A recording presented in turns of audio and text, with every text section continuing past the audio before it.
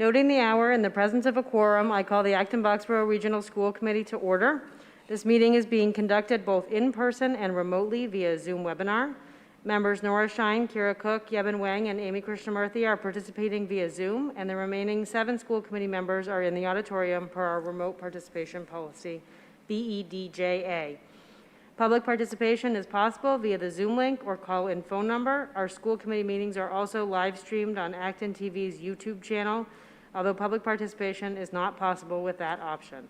The links and phone number are found on the posted agenda on the abschools.org calendar. This meeting is also being recorded and will be posted on Acton TV's website at actontv.org.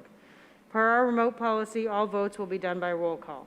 I will call each member's name and they will state how they vote. Thank you for joining us. Welcome to everybody after what has been a very exciting week.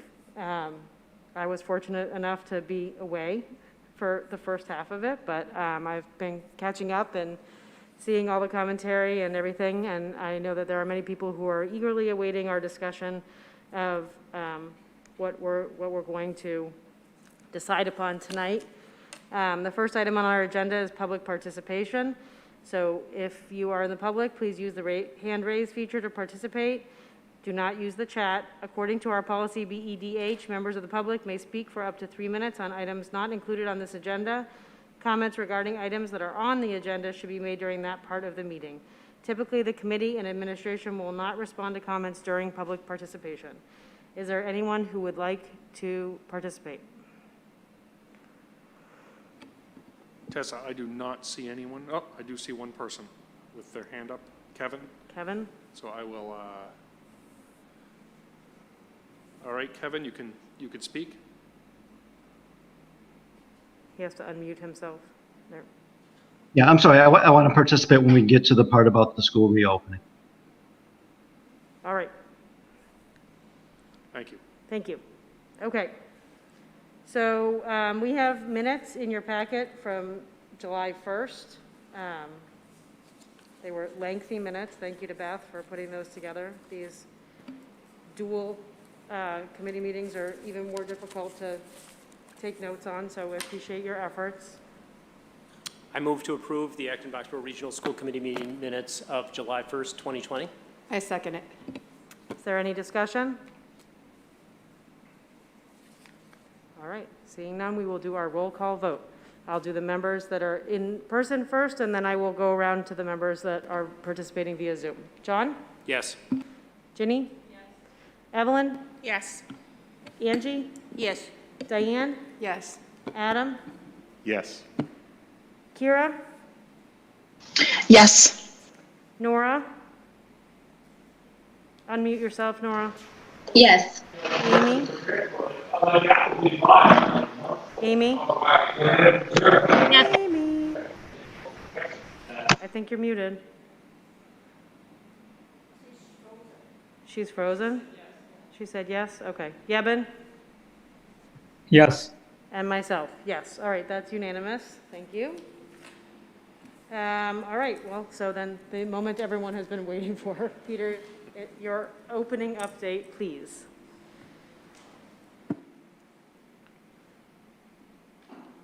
All right.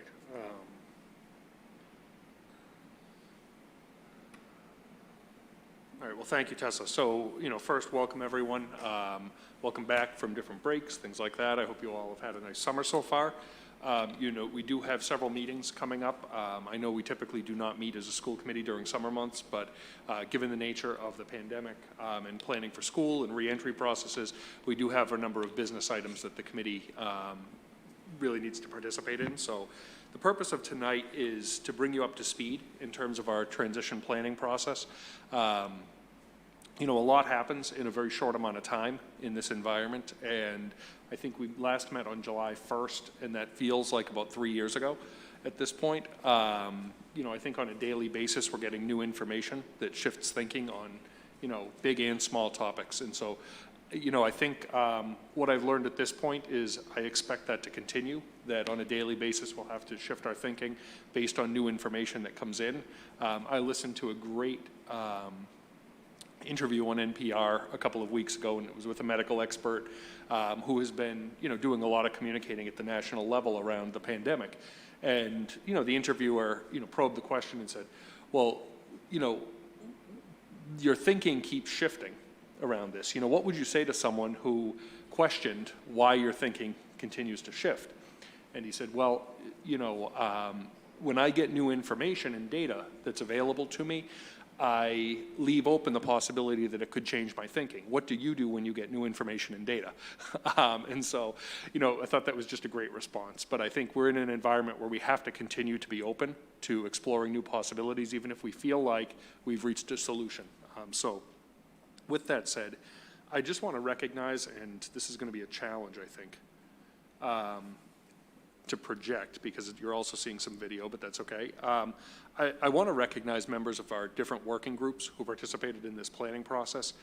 We had 4 working groups, as you recall, from our late June presentation, and we had one focused on the instructional core and social emotional learning, one focused on operations, one focused on stakeholders and communication, and one focused on human resources and finance. And then in addition to that, we also had one coordinating group, steering committee, that met on a weekly basis to make sure that the plans that each group were talking about in the working groups were coordinated, speaking to each other, and there was cohesion among those plans. I just want to thank all of these members for all of the individuals on this page. These people were meeting 3 and sometimes 4 times a week, in addition to other types of meetings and things like that. And that really started in, early June and has continued right through July. And in all honesty, I anticipate it will continue right through August as well. We intend to keep these working groups formed really as long as the pandemic is going on. We've tentatively planned at least until after Thanksgiving, but I do anticipate that in some form or fashion we're going to have to continue to plan and adapt well beyond that as well.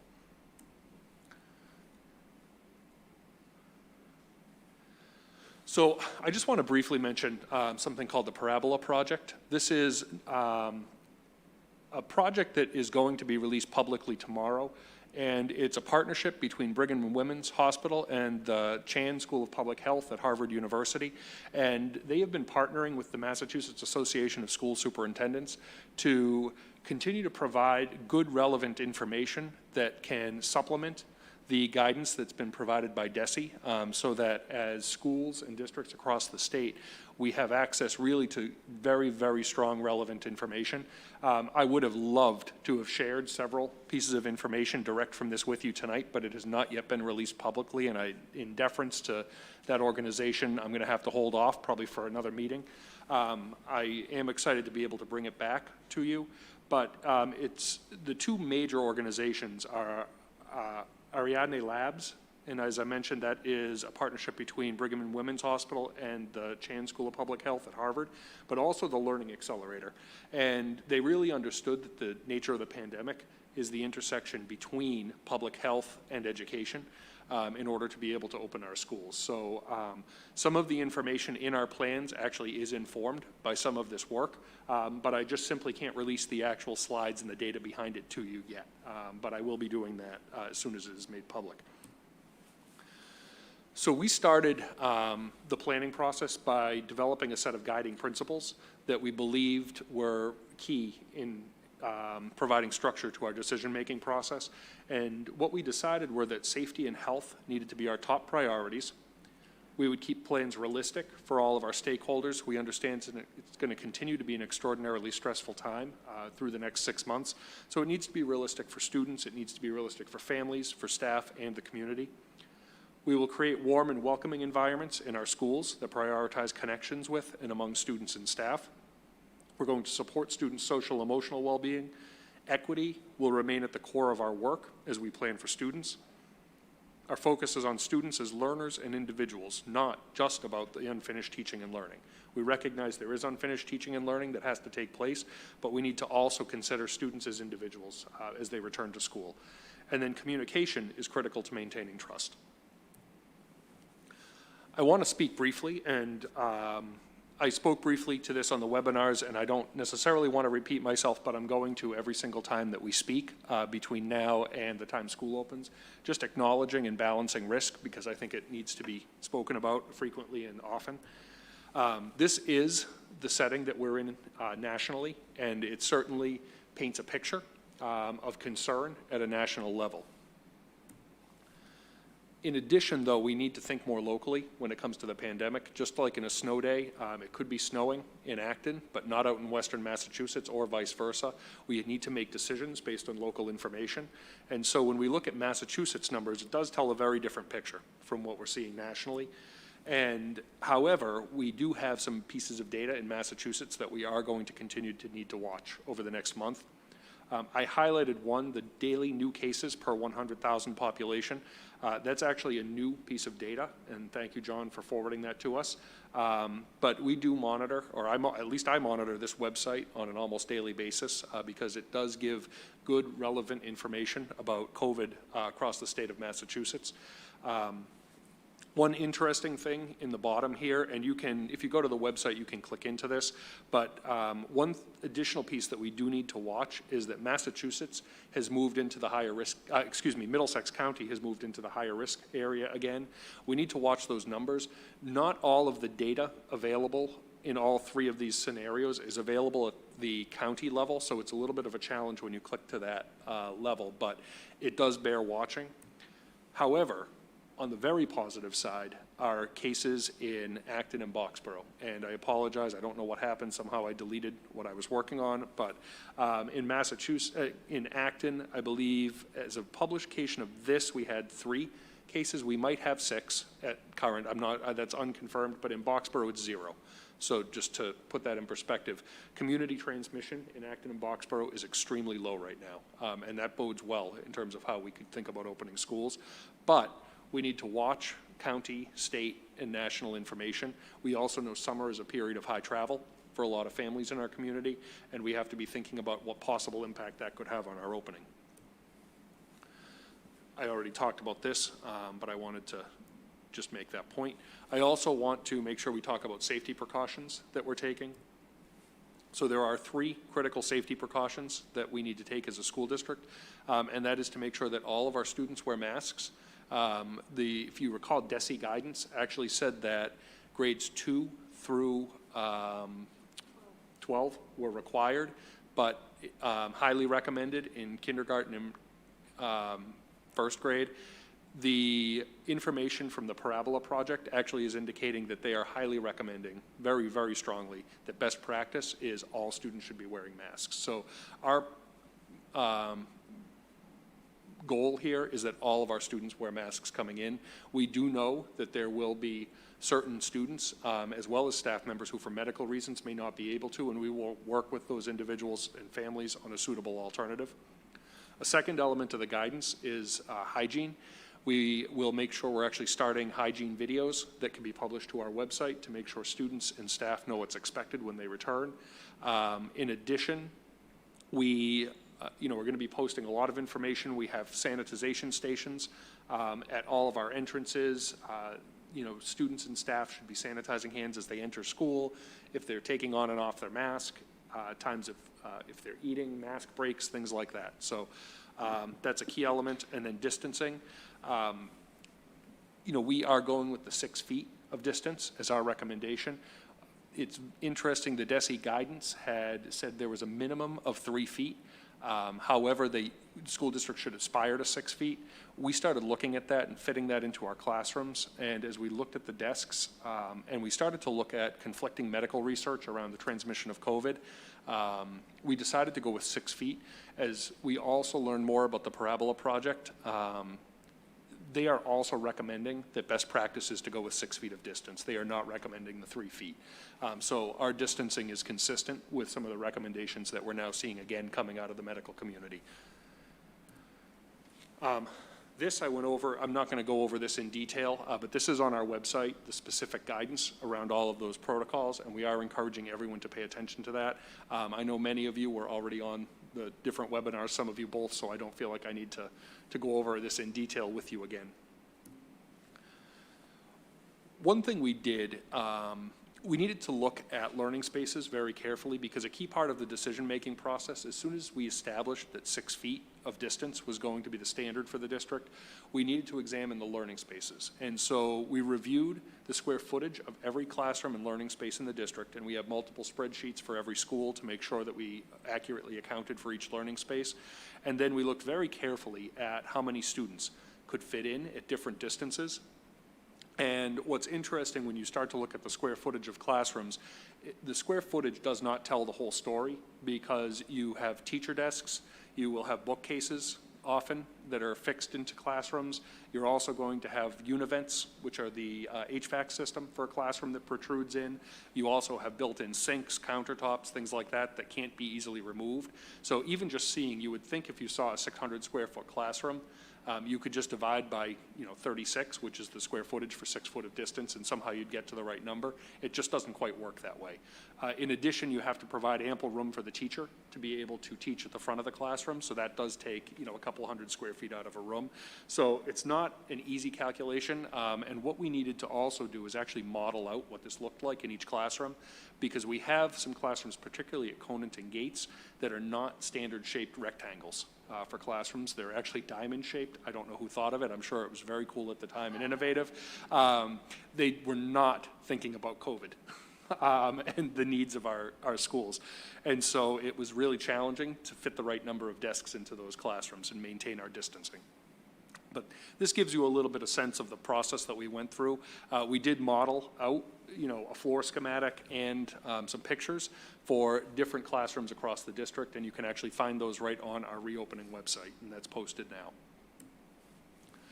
I want to talk a little bit about ventilation because not all of the meetings I've been in, we've been able to talk about it as in depth as we are now, but the district is fully compliant with recommendations from both the CDC and AllDay. Our classrooms are typically designed to replace 20% of the air with 30 people in the room. Sometimes it's as high as 25% or even 30%, but 20% is the minimum code requirement, and all of our classrooms do meet that. That 30 people assumes that classrooms are fully loaded, and in the hybrid model, we're actually operating at just actually under half capacity, because if you take 20% of our students out that we anticipate going into the distance learning model, and then you divide the rest in half, it's actually 40% of total classroom capacity. So we are really replacing the air in the room at a very strong rate. Our district has used MERV 13 air filters as our standard for several years now. MERV 8 is actually the current code for what we should use. MERV 13 is what's recommended by the CDC, EPA, AllDay during COVID-19. So we are already at that standard and have been. Our filters will be changed 5 times during the school year. The recommendation is 4, but we're planning to exceed that just to be extra safe, or very, very special, whichever one you want to look at. Buildings, the air in buildings will be flushed and in classrooms for 2 hours prior to the first person's arrival and 2 hours after the last occupancy of the building. And in addition, the exhaust fans, which are located throughout the buildings, will be running 24/7. We do not anticipate that our facilities and operations department will qualify for too many green buildings awards next year, which, because this is really, running your buildings full on. I expect utilities to be higher because of this. I said exhaust fans, but windows in all of our classrooms and buses should remain open wherever there's a fully functional window. We have gone through the district, and all of the operable windows, in other words, the windows that are designed to be operable, have been checked for functionality to make sure they do work prior to students and staff coming back. And in addition, all of our classrooms actually does everyone know what a univentilator is? It's the typical, this is a univent along the wall. All of the univents in our classrooms go direct to the outside. So even if a room were designed not to have operable windows, I think some of the rooms at the high school, because of the air conditioning, there's a period of time they didn't design operable windows. They were just fixed for looks. The univent actually goes direct to the outside to be able to bring in that same fresh air. So we are meeting all of the recommendations from a ventilation standpoint. I'll go over our recommended plan, and again, not to repeat myself from the webinar, but I want to make sure everyone has the same baseline information so that you feel that you can ask good questions. We are required by the state, and we've been planning to offer 2 programs to our students and families when they return this fall. One program is an in-person program, and then the other program is a remote learning program. We, based on the survey we conducted in early July, where we asked families whether they anticipated wanting an in-person program or a fully remote program, about 80% of our students and families responded that they intended to return in the fall. About 20% of our students and families, I think it was about 19% overall as a district, indicated that they wanted a fully remote program. It is not a perfect balance across all grade levels in schools. There were certain grade levels that were either higher or lower in terms of percentages. The lowest grade levels were actually 11th and 12th grade, where we saw most of our students, about 90% plus, want a fully in-person program, or as much in-person as possible. Similarly, kindergarten had greater interest in an in-person than they did in a remote program. I think that's for obvious reasons. I would suspect at the older grades, it's really driven by college and the need to be thinking about finishing off high school in person to the extent possible. In terms of schools, it widely fluctuated, the percentages, which is a unique planning problem that we've had to take into account. The highest schools that we saw were Gates and Conant, and then in addition, Blanchard was the next after that. Gates and Conant were about 25–26% of students indicating they were thinking of a fully remote program. Blanchard was about 20%, and on the very low end was Douglas, and I think it was about 12%. At the low. So we did see fluctuations among how families responded to that survey, and that's something we need to keep in mind as we plan for appropriate cohort sizes. So if we tried to bring all of our students back at the elementary level, Douglas would be in a very different situation than Gates when trying to plan for a full cohort of students. So that was certainly a consideration that we had to think about. What we did notice is that there were no single schools that had a big enough cohort of students to be able to offer a fully remote program just for that school. So we could not create a class of fully remote students at any one school. It didn't work, so we had to create a district class. Probably the closest school to being maybe able to do that would have been Gates. However, we definitely don't want to create one situation for one school and then a separate situation for everyone else. That's not really the model that we have going forward. I want to talk a little bit about the in-person program, and this is something that we want to keep talking about as well with our community. The in-person program is designed to be as in-person as we can get at any given moment during this pandemic. That will need to operate along a continuum. In the most advantageous of situations, that would be a fully in-person program for all of our students. In the least advantageous of situations, or the worst circumstances, we might need to be fully remote with all of our students. In the middle is a hybrid model. And so as we have been watching public health data and looking at the current setting in Massachusetts, it certainly favors an in-person return to school. We have generally favorable data across the state. Our communities in particular have extremely favorable data with very low community spread. But there is a level of uncertainty associated with that, and we are seeing case numbers slowly creep up in Massachusetts. When we took all of that into consideration and the priority of maintaining 6 feet of distancing, our admin team decided to recommend a hybrid return to school. And what a hybrid return to school essentially means is that students would attend school in smaller cohorts on alternating days.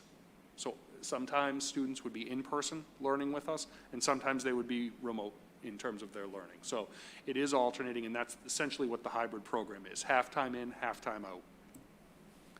Specific schedule for hybrid: we would divide our students into 2 cohorts. We would have a blue cohort and then a gold cohort.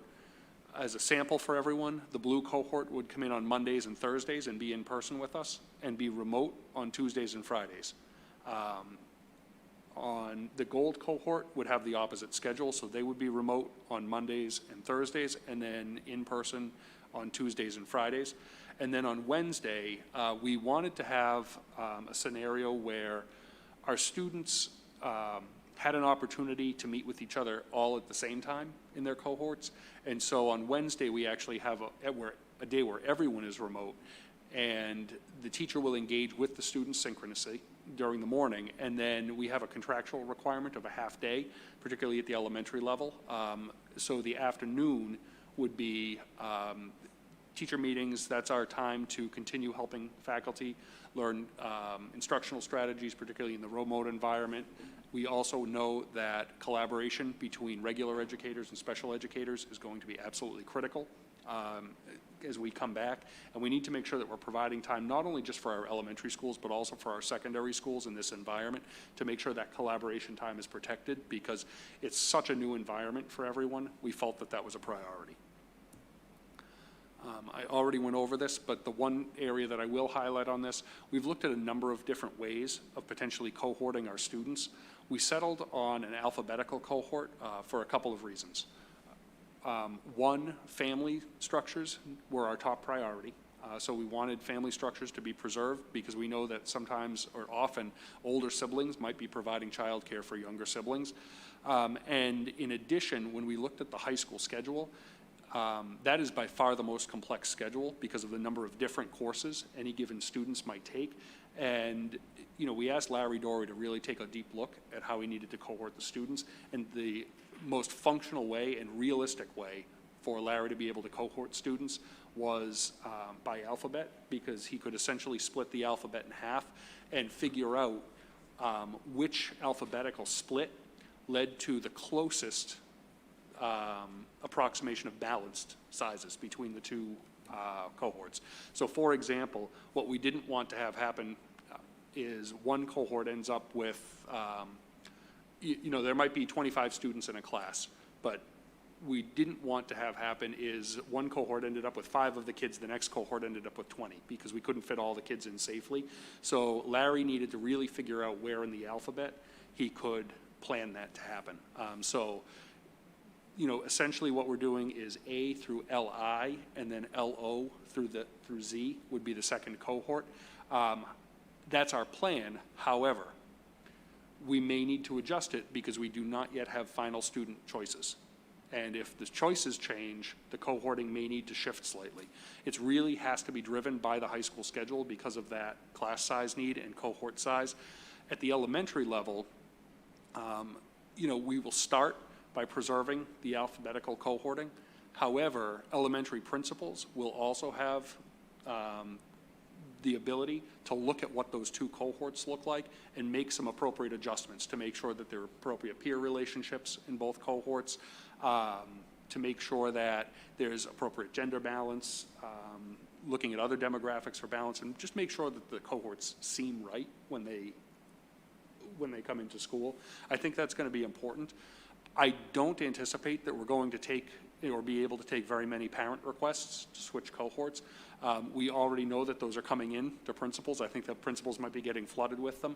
But this is going to be extraordinarily complex, and it's one of about 700 decisions that the principals need to make between now and when we open school. We're going to do our best to make sure kids have peers and cohorts that make sense, but I don't know how much flexibility we're going to have for family choice. We did look at some other models of cohorting. A suggestion had come in about maybe thinking of neighborhood cohorts because it might provide nice peer cohorts as well for students to be able to play after school. Again, when you at the elementary level, that could make some sense, but when you get to the secondary level, that's nearly impossible to then balance your class sizes. So that's why we did settle on the alphabetical cohorting. Some key features of the elementary and secondary programs for the remote learning program. At the elementary level, it is a district-wide grouping. It is not school-based. So if students choose the remote learning program, that is now a district-level school on its own, essentially, that students choose into. They will be able to go back to their home school after 1 year. So that's not the problem. So if, you know, students decide that they, you know, or excuse me, at the end of the year, the pandemic ends, kids go back to their original school. They don't lose their place in their original home school just because they went into the remote learning program. That's not going to happen. homeroom class. Each student will kind of have a homeroom class from a social emotional standpoint to be able to have morning meetings, come back to each day, make sure that they know who their kind of peer class is. Classroom teachers and district coordinators, so our curriculum coordinators and coaches will also be assigned to this. That actually helps us from a staffing perspective. We also know that some of our curriculum coordinators and coaches really could not go into classrooms and serve as coaches in the coming year. However, they have some extraordinary expertise in specific subject areas. So for example, our literacy coordinators and literacy coaches can actually take on teaching literacy to our first and second graders in this model, which we think will be a tremendous benefit to the students. We had originally put out in both of these models that people would make a year-long commitment. We're actually actively studying ways that we can reduce that commitment time. We want to provide as much flexibility to people as possible. One of the challenges, though, that comes with flexibility is our ability to maintain 6 feet of distancing, particularly in the in-person program. So if we have 20% of our students who select the remote learning program and then students start to want to return, we have to really think carefully about where they're returning to and what classes we're putting them into, because some of our classes may just make that 6 feet of distancing. And so that class would not be a good choice for that student. So it will, the more flexibility we provide families, the more challenging it is to maintain some of our safety standards. And then similarly, if students start with us in person but then want to go remote, we have to think about what is the appropriate class size for a remote learning program. And if we put too many students into that, then no students are getting a good experience. We know from the spring that remote learning is incredibly hard to really feel connected to your students.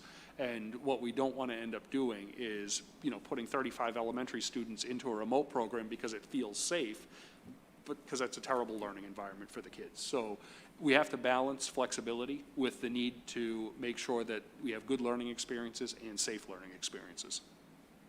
At the secondary level, the instruction is generally from the same educators that would also be teaching in person. That doesn't mean that students are just zooming into a classroom that's already there. What it means is that teachers at the junior high and high school, there'll be a group of teachers that have 4 in-person classes and 1 online class that they also teach. The in-person classes are in the hybrid mode when we return to school. The online class is the fully remote learning program. We did have some questions that had come up along the way about why can't we just have kind of a regular class that kids zoom into. There's a very distinct set of instructional strategies that's proven to be effective for in-person learning. There's also a very distinct set of instructional strategies that are effective in a remote environment. They are not the same. Students in the remote environment need appropriate instructional strategies for a remote environment. Similarly, students in person with us need the right instructional strategies there. We can't just think that you turn on a webcam and all of a sudden it just provides that access. It just doesn't work that way from an educational perspective. So I just want to make sure we note that, because that was a question from some of our community members. School calendar note. This is pending your vote. But we are proposing to move the start date to the Tuesday after Labor Day so that we can have additional professional development days. Initially, when this was planned, we thought DESE was going to give districts 3 additional days. We are now understanding that could go up to maybe 5. So we already moved our 3 professional development days to the start of the school year. So with this plan, we would actually have 6. We do have the potential for as many as 8 before it starts. We won't know, but I do think moving it to the Tuesday after Labor Day makes sense from an instructional standpoint, and then we could work with the Teachers Association around, looking at if we do get additional days beyond what we think we're going to get, then we can figure out how to move the professional time around and allocate that. I think we could have to come back to you, but I think my goal tonight would be to ask you to vote for the Tuesday after Labor Day so that we can get that out to families and let them start planning for that, because I think that's important. I don't know, Marie, this is so hard in a kind of mixed environment. This is a great opportunity though. Well, I'm seeing if Marie pops up on the screen here or not. Just to note, I'm very, very thankful for the rest of the admin team who's here tonight, because they are actually on their vacation weeks, Zooming in. And, you know, Deb, Don, Marie, and Dave, you know, Dave has been in and out, but Deb, Don, and Marie have been away, and they've been just in hours and hours and hours of meetings through the course of the week. And you know, that's a challenge and a hazard of the job in this type of environment. But I just want to make sure I acknowledge and thank them for all the dedication. I'll talk, and Marie, if you're there and you want to jump in, please feel free, because I can't see you right now. I'm here, Peter. There you are. I'm here. Do you want to talk this through, or do you want me to? Sure. Absolutely. So we've been working closely with staff. We've received individual requests from folks who have one reason or another that they might not be able to come in the building, generally medical situations. And so we've had some staff who really need to work remotely.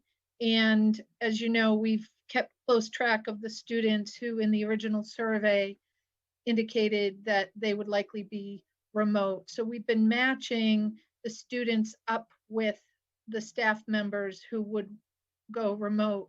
We're trying to do so in a way that we're not increasing our costs any more than we have to. So we've looked at the remote learning program. Really, we've separated out K6 and 712. So I'll start with 712 because it's a little bit easier.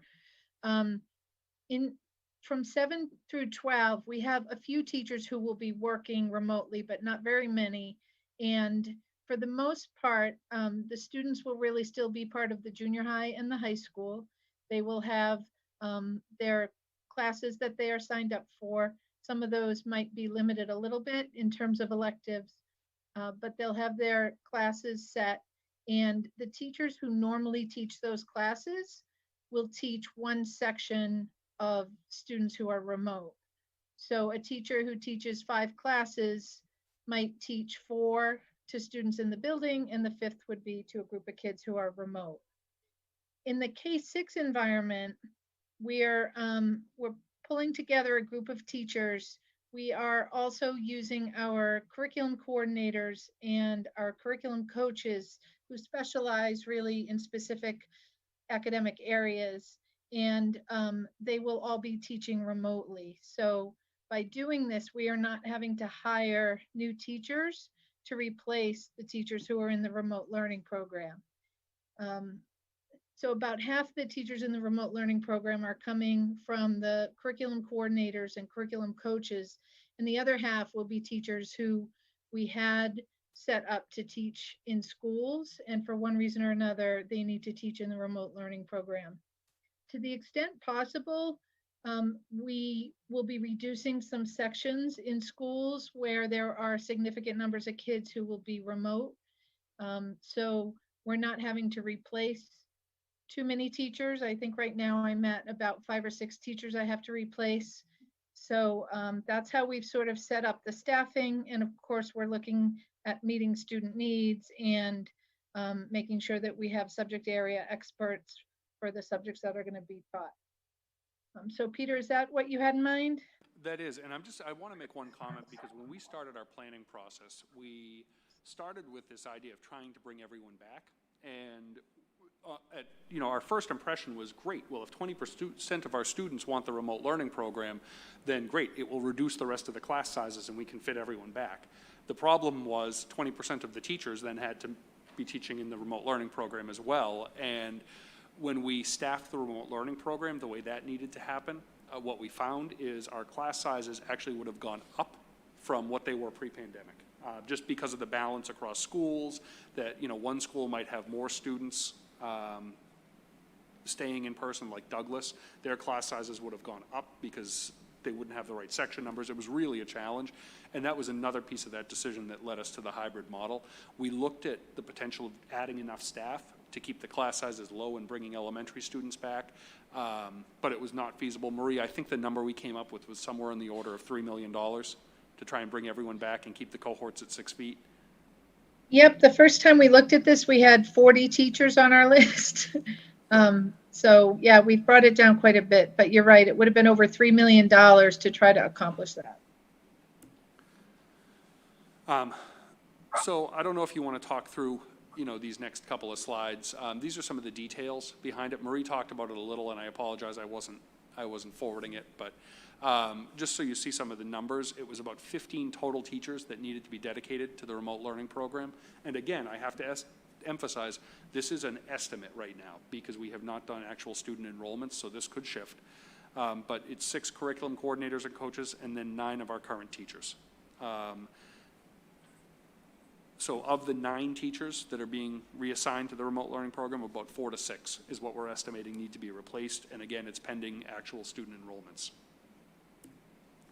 And then at the secondary level, I think Marie already talked about this, but of the teachers being reassigned totally, we would need to replace 3 to 4 of them.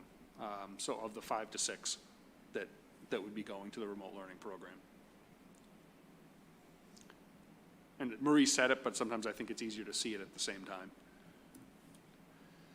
time. So Marie, you want to talk through budgetary implications of what you're thinking? Sure. So when you take a look at the whole K-10 staffing, it looks like we're going to have to hire 7 to 10 additional teachers. As I said, when we first looked at this, we were counting 40, and we knew we weren't going to be able to make that happen on any level. So now we're at about 7 to 10. I would emphasize that these numbers are changing every day. We're trying to do what we can to sort of puzzle this together without hiring any more teachers than we need to. And so if we had to hire 7 to 10, we're looking at $500,000 to $600,000 of total additional costs for staffing above what we had budgeted. We do have some savings in certain areas, particularly around us not being in the buildings on Wednesday. And so right now I'm conservatively estimating that at about 200,000. It could be better than that. And so that leaves us with about a $300,000 to $400,000 increase in budget for staffing related to COVID. Thank you, Tessa. Obviously, when we presented our budget to town meeting, we didn't include any incremental staffing because we didn't know what we were going to do. So I wondered, Peter, you've been very clear that, and Marie has been very clear, this is an estimate. So if you think about how this issue and other issues, we talked about the fact you expect our HVAC expenses to go up, how we will recognize, both in our expense process and in our communications with the community, with the finance committee, how we're going to do that through the year. That'd be great. I want to make sure I'm understanding the question. Just what mechanisms do we have to be able to communicate? Well, I think everybody wants to know what the answer is to lots of questions. Yeah. And my sense is the way this is rolling out is going to be the way a lot of things roll out. First, we're going to say, we've identified something that's different. Right. Then there's going to be an estimate that says, and this is our estimate of what it might be. And then at some point, hopefully, we'll get to the point of, and this is the answer for FY21, and then we'll make whatever adjustments. Because obviously, everybody wants to know that. You need to know it just operationally. The school committee will be interested in it. So that's the process that, I both want to make sure people understand that we can ask these questions right now. We can't answer all these questions right now, but we're going to do this in a real deliberate way. Yeah, that's correct. And I think we want to be very deliberate about it. And we obviously have to start with estimates based on what we think we know. And then as we get more information, that starts to firm up. And then oftentimes the next day it has to change just because new information came in. So, for example, if we get to Thanksgiving and all of a sudden we have to close our schools for some reason, all of these cost estimates will change again, more likely to the favorable side. So there's just a lot of uncertainty, and even when we think we have the final answer, that really won't be the final answer. I think it's going to be an ongoing process of monitoring the budget as we go throughout the year to make sure that we're making adjustments as needed.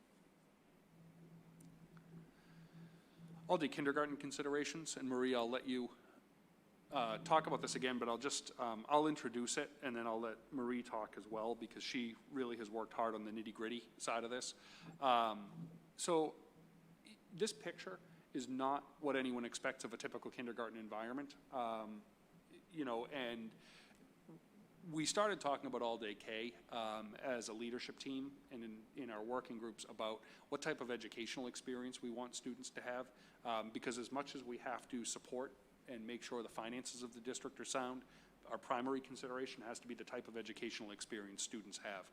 The more we talked about it, we had a very, very strong belief among our leadership team that 5-year-olds need special considerations educationally, and we thought about what this picture meant in terms of an all-day K experience. And 5-year-olds don't sit in desks all day. They don't sit in rows. They don't learn that way. We didn't feel that an all-day experience was going to be appropriate for that age. So, our recommendation to you is that, as part of this plan, we go to just the half-day program for next year. We think from an educational perspective, it's much more appropriate for this age group. What that would mean is we would likely split our classes into AM and PM cohorts so that we can maintain the 6 foot of distancing. What that does is it actually allows the kindergarten students to come every day for the half day, as opposed to on some kind of a hybrid schedule that, really remote learning for 5-year-olds is not wildly successful. And I don't actually think it ever will be.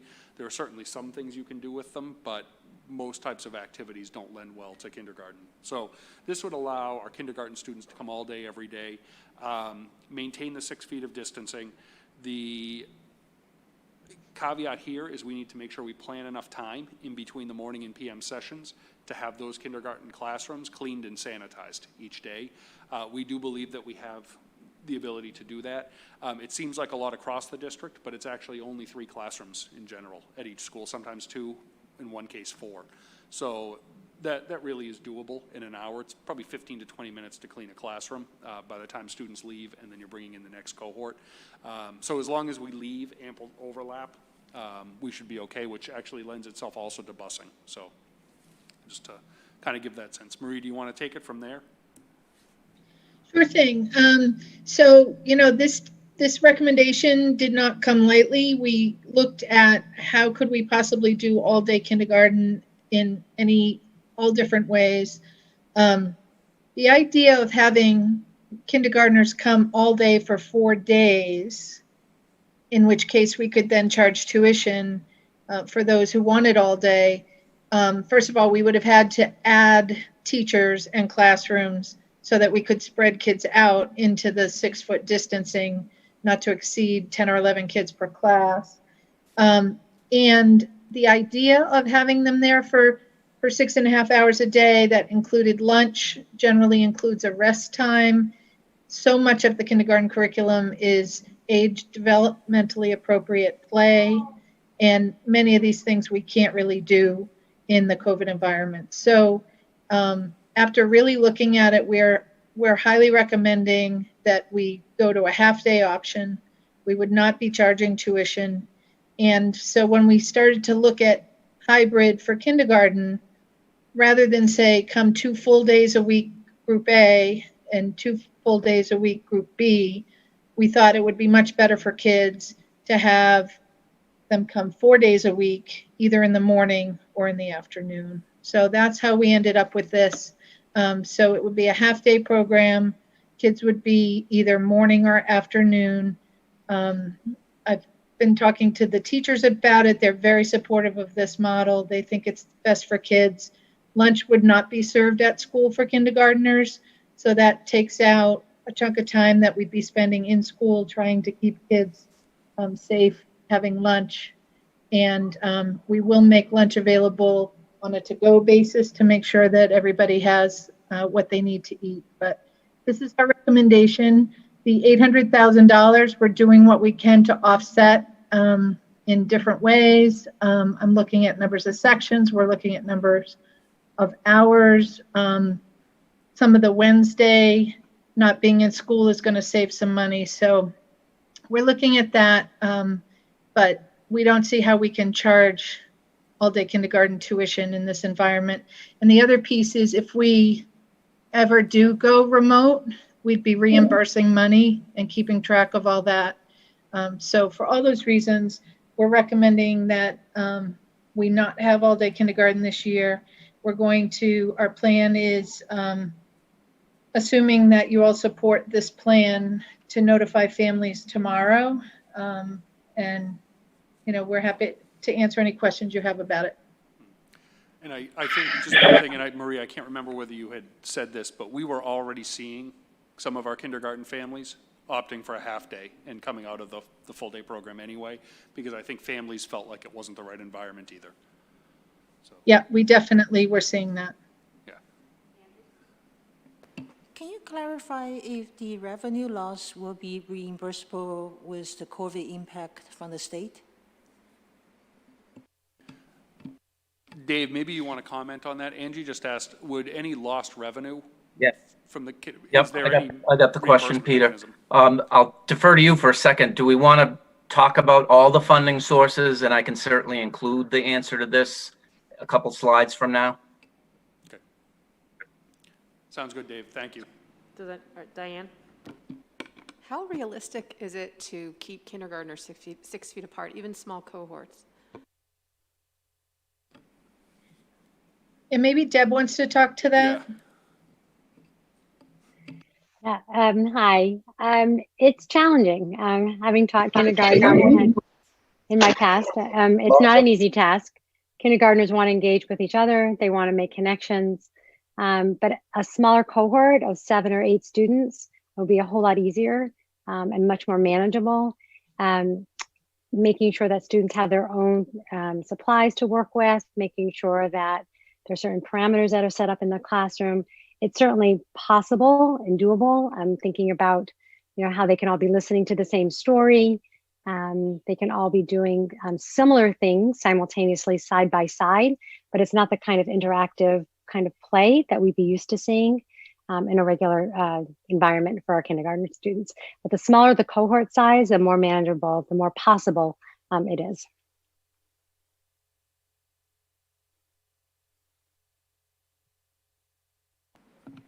Evelyn? Hi. So for the kindergartners, is there any alternative that we can look into rather than having them sit on desk? So I think so. I mean, I think we can certainly have, rug space.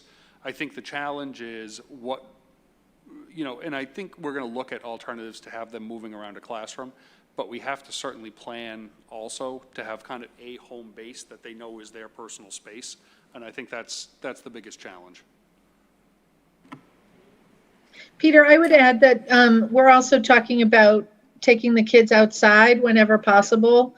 And there's all kinds of opportunities for good instruction of kindergartners if you can have them outside. Are you going to cover the preschool at all tonight? Do you want to talk about preschool tonight, Marie, and where we're at? We didn't do slides for preschool because it's a little bit different. I don't actually have the most up-to-date information about that. I don't know if you do, Peter, or somebody else. The preschool has been evolving. Our goal, I can talk a little bit about what I do know. I know Joe was actually in today, really trying to look at the spaces and what goes into a preschool space. Our goal is to have the preschool in 4 days a week as a program. We actually think that with our current cohort sizes, we can do that. We're actually, so for example, we're going to give him room 13 that we traditionally use in this building. So he has another classroom and he can actually take a group and spread them out into that space. And by doing that, we actually think we can get the cohorts small enough to be able to get all of our kids in who need the preschool. The guidance from DESE, I think, is sound in that we want to be prioritizing our highest need students in the district. And so in particular, we're really looking hard at student IEPs and looking at the needs of students. And there will be a cohort of students in special education that we will also invite in for all 4 days. We might do that with some of our English learners. It's not universal. You wouldn't say that necessarily every student who has an IEP would be in 4 days a week, but there are certainly some students across the district that need that level of consistency, and we will provide that. Preschool is considered that same population due to the needs of the students. Sure. We don't have the specifics on it yet because that's really, unfortunately with special education programs, we still haven't received that second round of guidance from the state. And so that continues to be, for the most challenging planning that we have to do as a district, it's really challenging not to have that guidance. We have good common knowledge of what we think we need to plan for, so we're doing that. But that's certainly an element that's a little bit up in the air. The other challenge, from a special education standpoint, and we talked about this in our webinar last night with families, special education is so individualized at the student level that until we know exactly where our students are going, whether they're going into the remote learning program or they're coming to us in person, it's also really challenging to plan staffing and how we're delivering services to students, because regardless of what choice a family wants and needs for their family, we will be making sure that we can provide the appropriate services in that setting. We told parents that they are the ultimate people who will get to decide what's appropriate for students. If they want to reach out to us for our input, we're happy to provide that based on what services students need. But what we don't want to do is set up a situation where families of students with disabilities don't feel like they have the same choices and opportunities as, kind of the neurotypical peers have. So that's where we're at. So that's why some of the special education, just like our class sizes and everything else, are in limbo until we know where families are going. Sure. I hope that generally got to the question. Sure. It looks like there's an audience member that has their hand raised. Sorry, I have to figure out how I'm going to see them while I'm sharing my screen. Oh, well, it's I'm going to Krista. stop sharing for a second. Okay. And then, Do you see it? I do not see anyone with hand raised. Really? I Yeah. just looked, and what looked like, oh, maybe they put it down. Okay, Okay, sorry. so I'm going to return to screen sharing. All right, we'll talk about other financial considerations. So Dave, I don't know if you want to jump in here at all. Yes, just had to unmute. Yep. Well, besides the staffing in the kindergarten, which obviously are two very, very large financial commitments, there are a couple of other items that we wanted to call your attention to. The first is the desire to issue Chromebooks so that all students K through 12 have them. And as it turns out, the high school was in need comprehensively, and I've been talking to you about the purchase of Chromebooks, and that is in the works. Amy has also put in a supply requisition for acquiring Chromebooks for first grade, and she's able to redeploy existing devices so that all of grades K through 2 now will have that technology. These costs are eligible for CARES Act reimbursement. As I've been saying for a couple of months, CARES Act is the town's allocation, the third, if you will, wave of federal reimbursement. And these would be reimbursable if the towns are in agreement to reimburse us for these costs. The second category is protective equipment. You can see the types of things that we're all familiar with what this entails now. We're working with an initial estimate for a 3-month supply, as recommended by the state, of $300,000. It's a significant amount of cost. It's stuff that is likely more expensive now than it would have been if we bought it 2 years ago without a pandemic driving the economics. The good news here is that costs related to PPE are reimbursable through a FEMA grant at 75%. So I'll go over the numbers in general on the next slide. To the extent that they're not covered by the FEMA grant, so the local share or 25%, those would then be reimbursable through another source that I'm going to get to. The last thing we talked about, outdoor opportunities for education, and we've recently purchased tents, 30 by 30 foot tents that'll be set up outside of each one of the 8 school buildings in the district, and in order to support outdoor instruction, etc. And you see the cost for that. What we're trying to do is to summarize all of the financial considerations that we've determined at this point. There are still some things that we don't know. What's the impact of custodial overtime from having to do more effort, put in more effort in the way of cleaning and sanitizing spaces inhabited by people, students, and as well as staff. And there's always the impact of the prospect, I should say, of school closing again due to an outbreak of COVID, and the financial impact of that, which, as Peter said before, the financial impact of that would be positive. The educational impact of that would not be, as we've experienced. So these things, which we've categorized as other, would be a little more than $1 million in net budgetary impact.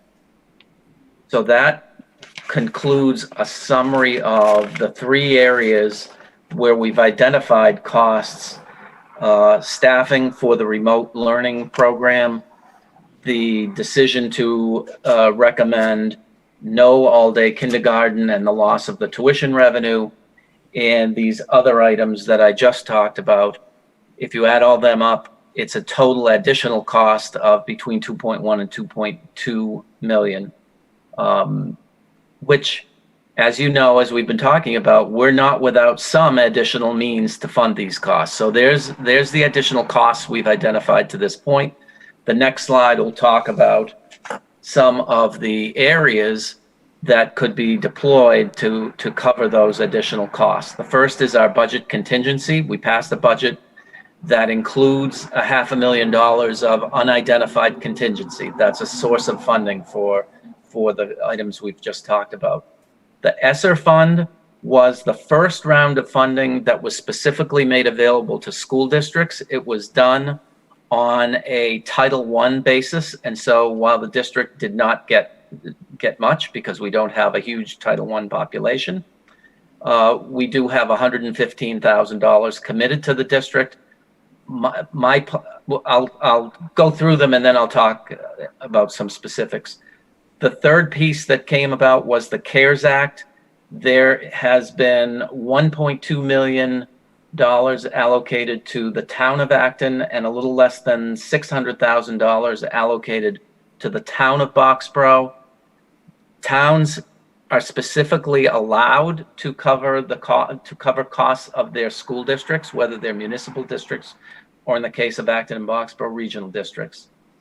We have requested and have had discussions with the towns regarding covering the cost of the Chromebooks, which I've made mention to you on several occasions. If to the extent that the FEMA costs are $300,000, as mentioned on the preceding slide, 75% of that is $225,000. We would anticipate that would be recoverable under the FEMA grant. And last, at least so far, is it's got an odd acronym, CVRF. They've been calling it the COVID Relief Fund. This is additional money from the CARES Act that was allocated to the state of Massachusetts. But in this case, as you may remember, a couple of weeks ago, the governor announced that $225 per student would be allocated to each school district in the Commonwealth. And that results to us in a little less than $1.2 million. What I think makes sense is to pursue those costs that have no ceiling. And so FEMA, to the extent we spend money on PPE and other eligible FEMA costs, there is no ceiling other than eligibility as far as my knowledge. And so 75% would be reimbursable. We should pursue that. Conversely, the ESSER fund, which was first to be made available to school districts, I would recommend holding on to that at least at the outset, because the eligibility deadline is the furthest out. The ESSER fund can be spent as late as FY22, whereas the CARES Act and the COVID relief fund, both of which are more substantial, under current guidance need to be spent by December 30th of 2020. So effectively midway through this fiscal year, but a little less than midway through this school year. I want to get back to Angie's question about whether either the CARES Act or let's just put it to directly, the COVID relief fund could cover the lost tuition revenue from not running AllDay K. And the simple answer under current guidance is no. What we're being told is these funds, at least at this point in time, are specifically not eligible for revenue reimbursement. There's discussion, it comes up almost in every conference that I've attended, that boy, it would be great if we could use this money for revenue reimbursement. And I would put that in the category of the CARES Act, the money that's been allocated to Acton and Boxborough, they could use it in that manner as well. So there's talk about it. There is some people are saying that may ultimately be the case, but I think right now federal and state governments are being conservative and not wanting to blow through a lot of money. The state was awarded $2.7 billion with a B dollars, of which they have not released half at this point. And so we're being conservative, they're being conservative. And to that end, I just read today that the state budget's unlikely to be revealed until September now. And with that said, additional federal money might be forthcoming. And it seems fairly obvious that the state is waiting to see about additional federal money before it commits to a year-long budget. And so in the interim, they've passed 2 1/12 budgets to get themselves through August. So I hope I've made a clear presentation, and I also hope that I answered Angie's question. John? Yeah, Dave, that was great, and I think that was responsive to the general question that I had about how we're going to work through this. What I wanted to put on the table specifically is it seems to me that this is something that we should take back to Budget Sub so that we can figure out how to organize this information going forward, because I think there's actually going to be a lot to do. And to make a couple specific suggestions, you know, my expectation is after tonight, the loss of revenue associated with AllDay K will go from could happen to we are committed to this. And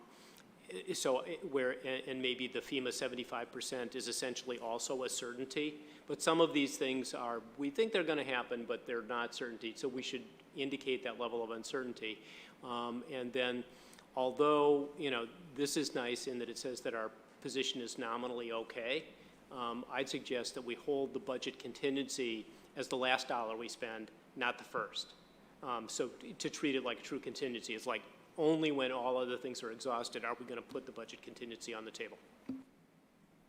I completely agree with that, John, and I toyed with just saying that out of the box and saying that my preference would be to hold that for last, but I think you would agree with me if I had said that. This is Marie. Can I just add one thing? John, great minds think alike. So Adam has been serving on the HR and Finance Subcommittee. Twice a week we've been meeting through this whole period of time.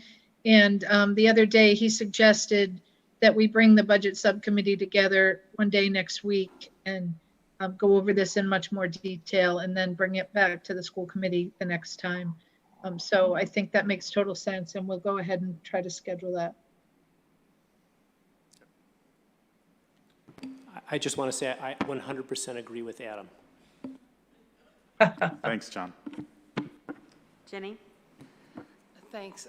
I want to just say that I watched both webinars, and I know personally of friends who are teachers. I can't believe how crazy this is. I wouldn't want to run it like a lemonade stand right now, and let alone a school district. So I really, really appreciate the amount of time and work and effort that's being put in by you guys, by everybody, and even the teachers who are clearly not having a normal summer.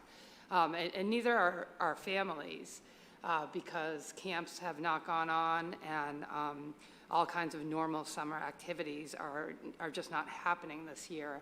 And you know, as a working parent to job household, I am thankful every day that my kids are teenagers and not elementary school students, because I do not know how I would do my job. And I just wonder what resources are available for either single parent households or households where 2 or more jobs are trying to be held down by parents who aren't necessarily able to work remotely. Yep. And I appreciate, you know, very much the limitations that are being placed in this historic, terrible situation that we're in. But how are families going to be able to, I mean, is there daycare available? How are people going to pay for that? Like, how are families going to get back to work? And in light of that, are we trying to prioritize moving towards full in-person for our youngest students who are not able to be left alone or able to manage alone, online learning for whatever reason, and as well our special education students who, you know, many or most of whom have bigger challenges with access, at whatever age they are, with accessing a remote educational program. So, you know, while my children are certainly not going to be unscathed by only getting to attend school twice a week, I'm not as worried about them as I am our younger children, our preschoolers, just from a socialization perspective, and you know, just so many things that I fear will cause long-term damage. So as we are planning, and you know, and in-person instruction is going to be so limited, moving forward, are we thinking about prioritizing getting the youngest kids back and the kids with English learning and special needs, you know, when we are able to have more kids? Will they be the first ones we have back, or like, how are we thinking about that? Yeah, I think, you know, what's interesting is you're actually also documenting the planning process we went through, but in reverse, because we actually started with, let's bring everyone back and let's try and do that. When that wasn't realistic, the next phase, and again, this is how quickly things have moved for us, but the next phase we went through was to actually try and have just the secondary schools be hybrid and have the elementary schools be full-time in person. And as we really looked at the spacing, the only way to do that for us was to go with the 3 feet of spacing. And, you know, with the evidence around how the virus is spreading shifting, and still, in all honesty, it's still a bit conflicting evidence around what the appropriate distance is. I know that DESE had, you know, certain studies they were pointing to say, you know, 3 feet is safe as a minimum distance, but even those studies don't say that 3 feet and 6 feet are the same. You know, we don't want to mistake the two. They were simply saying that you could go with the 3 feet as a minimum, but 6 was better.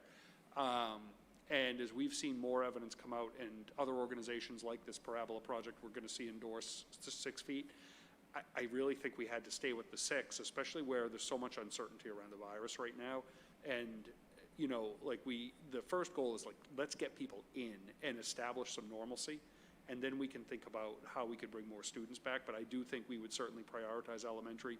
We've been playing with trying to find other ways, maybe even of thinking of first grade even, or maybe second grade. You know, the challenge we have is the space available in schools, the schedules that we have of needing to provide, you know, teacher preparation and make sure that they have time to prepare. You can't take away teacher preparation in this environment either. So there's just a lot. There are so many nuanced variables to all of those situations that we keep running into roadblocks. And right now, what we even had this conversation at, you know, Amy was a part of this dialogue at 2 o'clock today, right up to 3, saying, could we get first and second grade in? The biggest roadblock we're coming up against right now, in all honesty, other than the virus, is time. You know, we have to open our doors in a month. And if we can't settle on who we're bringing back and what that's going to look like, none of the details can flow afterward. And it's so frustrating because we've tried so hard to get those kids in, and we just can't quite find a way to do it. And we have to get students enrolled so that we can plan our staff, tell our staff whether they're teaching in person, remote, so that the high school can actually start to schedule its students for the fall. Junior high, similar, so principals can develop their cohorts and make sure families know. So I think that will be a challenge to start, but that's certainly a priority for us. But I don't want to, I want to make sure I'm being clear about just how important that was to us in the thinking process, that we fully agree with you, that is the age that we're most concerned with. And in all honesty, the science supports being able to give that age priority, whereas secondary students, you need to be really, really cautious about what you're doing. In terms of childcare, we didn't make this part of the presentation tonight, but we do have a childcare program that we're trying to work out. We've been in discussion with Teamworks, actually in Acton, to possibly rent their facility for the year. We're working on a contract right now. We're at that stage of discussion, but we didn't want to sign any, and that's through community education. So what we would, you know, in terms of ComEd, here's the other challenge. Extended day programs really can't run the way that they had before. We used cafeterias, we used gymnasiums to group large groups of students together. And the challenge is we can't put all of the students in an extended day program into that large of a space anymore because you can't maintain the distancing. We looked at spreading them out into classrooms, but then you would have one cohort of extended day students using a classroom before school. Then you'd have to bring your whole, you know, your regular kids in to the classroom, and then you'd have a third cohort of kids coming right in at the end of the day. That can't happen, but what we're looking to do is pivot our ComEd extended day program to be able to develop a childcare program. And as part of that program, to not only be able to provide an environment for kids, but also some environment for distance learning and some support for distance learning, so that on remote days, there is a place that kids can go. We also know that one of the fundamental challenges in a hybrid program is staffing it, because even though your teachers have to be in every day, their kids are at home every other day.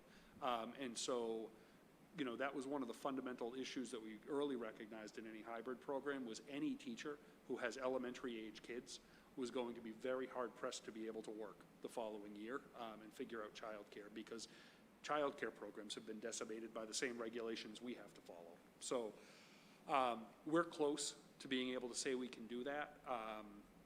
You know, that's also going to be an area of financial risk, to be honest, because if for some reason we're starting in a hybrid program, we rent out this facility, costs of renting the facility are really based on a year-long rental of it, because they essentially have to shut down in order to accommodate us.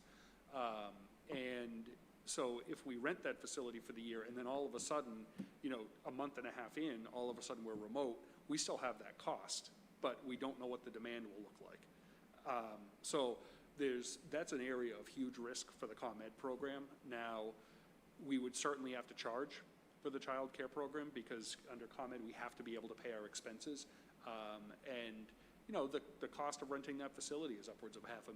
So then you have the staffing on top of it. So that's not an inexpensive proposition for us. We're not doing that to gain revenue. We're doing it to try and cover our costs and provide the service for everyone. Our teachers, and then, you know, certainly community members who need it as well. So, I mean, actually, thank you for the question, because we didn't put it in here tonight, but I feel like we're close enough to that we can start to talk about it publicly. We didn't put out false hope that it could happen if we weren't close. Sure. Sorry for the really, really long-winded answer. It's been a long week. Yeah, I want to echo all the things that you just mentioned. And one clarification for the hybrid options, are we looking at to start with hybrid, then at a certain point we're going to transition into partial hybrid and then transition into full in-person? Is that I just want to clarify that. So I think all of those answers are going to depend on what the public health data looks like. I think, certainly if we end up with a vaccine, our goal is to bring kids back, right, as quickly as possible. I also think that, our goal and part of the work with this Parabola Project, we're hoping can develop some key metrics around what would we look at to say, okay, now we can open up more, or what would we look at to say we need to close down. Those are really two key metrics that are still undetermined. I think the goal is, yes, to start with hybrid, watch the public health data. I think if we can see Massachusetts level off and become more favorable, I'd like to see some of those numbers, particularly, kind of the infection rate start to come down again a little bit. That would certainly bode better in Middlesex County in a similar fashion, and then we could start to have that conversation about opening up. But similarly, if they get significantly worse, we're going to be having the opposite conversation. So our goal is to be as open as possible, but we need to start in a place that we think we can manage and then work either direction from there. So as you're thinking around that, to do something like Governor Baker has done for the state, where there was a phased reopening, he'd start a phase, wait a few weeks, look at the metrics, start another phase? I don't know. I'm interested to see what this partnership with the Parabola Project can yield in that regard. I think the first step, I hate to say that, because this is so frustrating for anyone in the community to hear, but a lot of the planning is going to have to be done as we're going for this. I don't know as though we'll be able to come out with a clear phased process of, look, we're going to start here, and if in 2 weeks it's the same or better, then we go here, then we go here. I don't know if we'll get to that point as a school district because, I think one of the challenges is certainly managing risk and managing community expectations around risk. And John and I have talked about that a lot.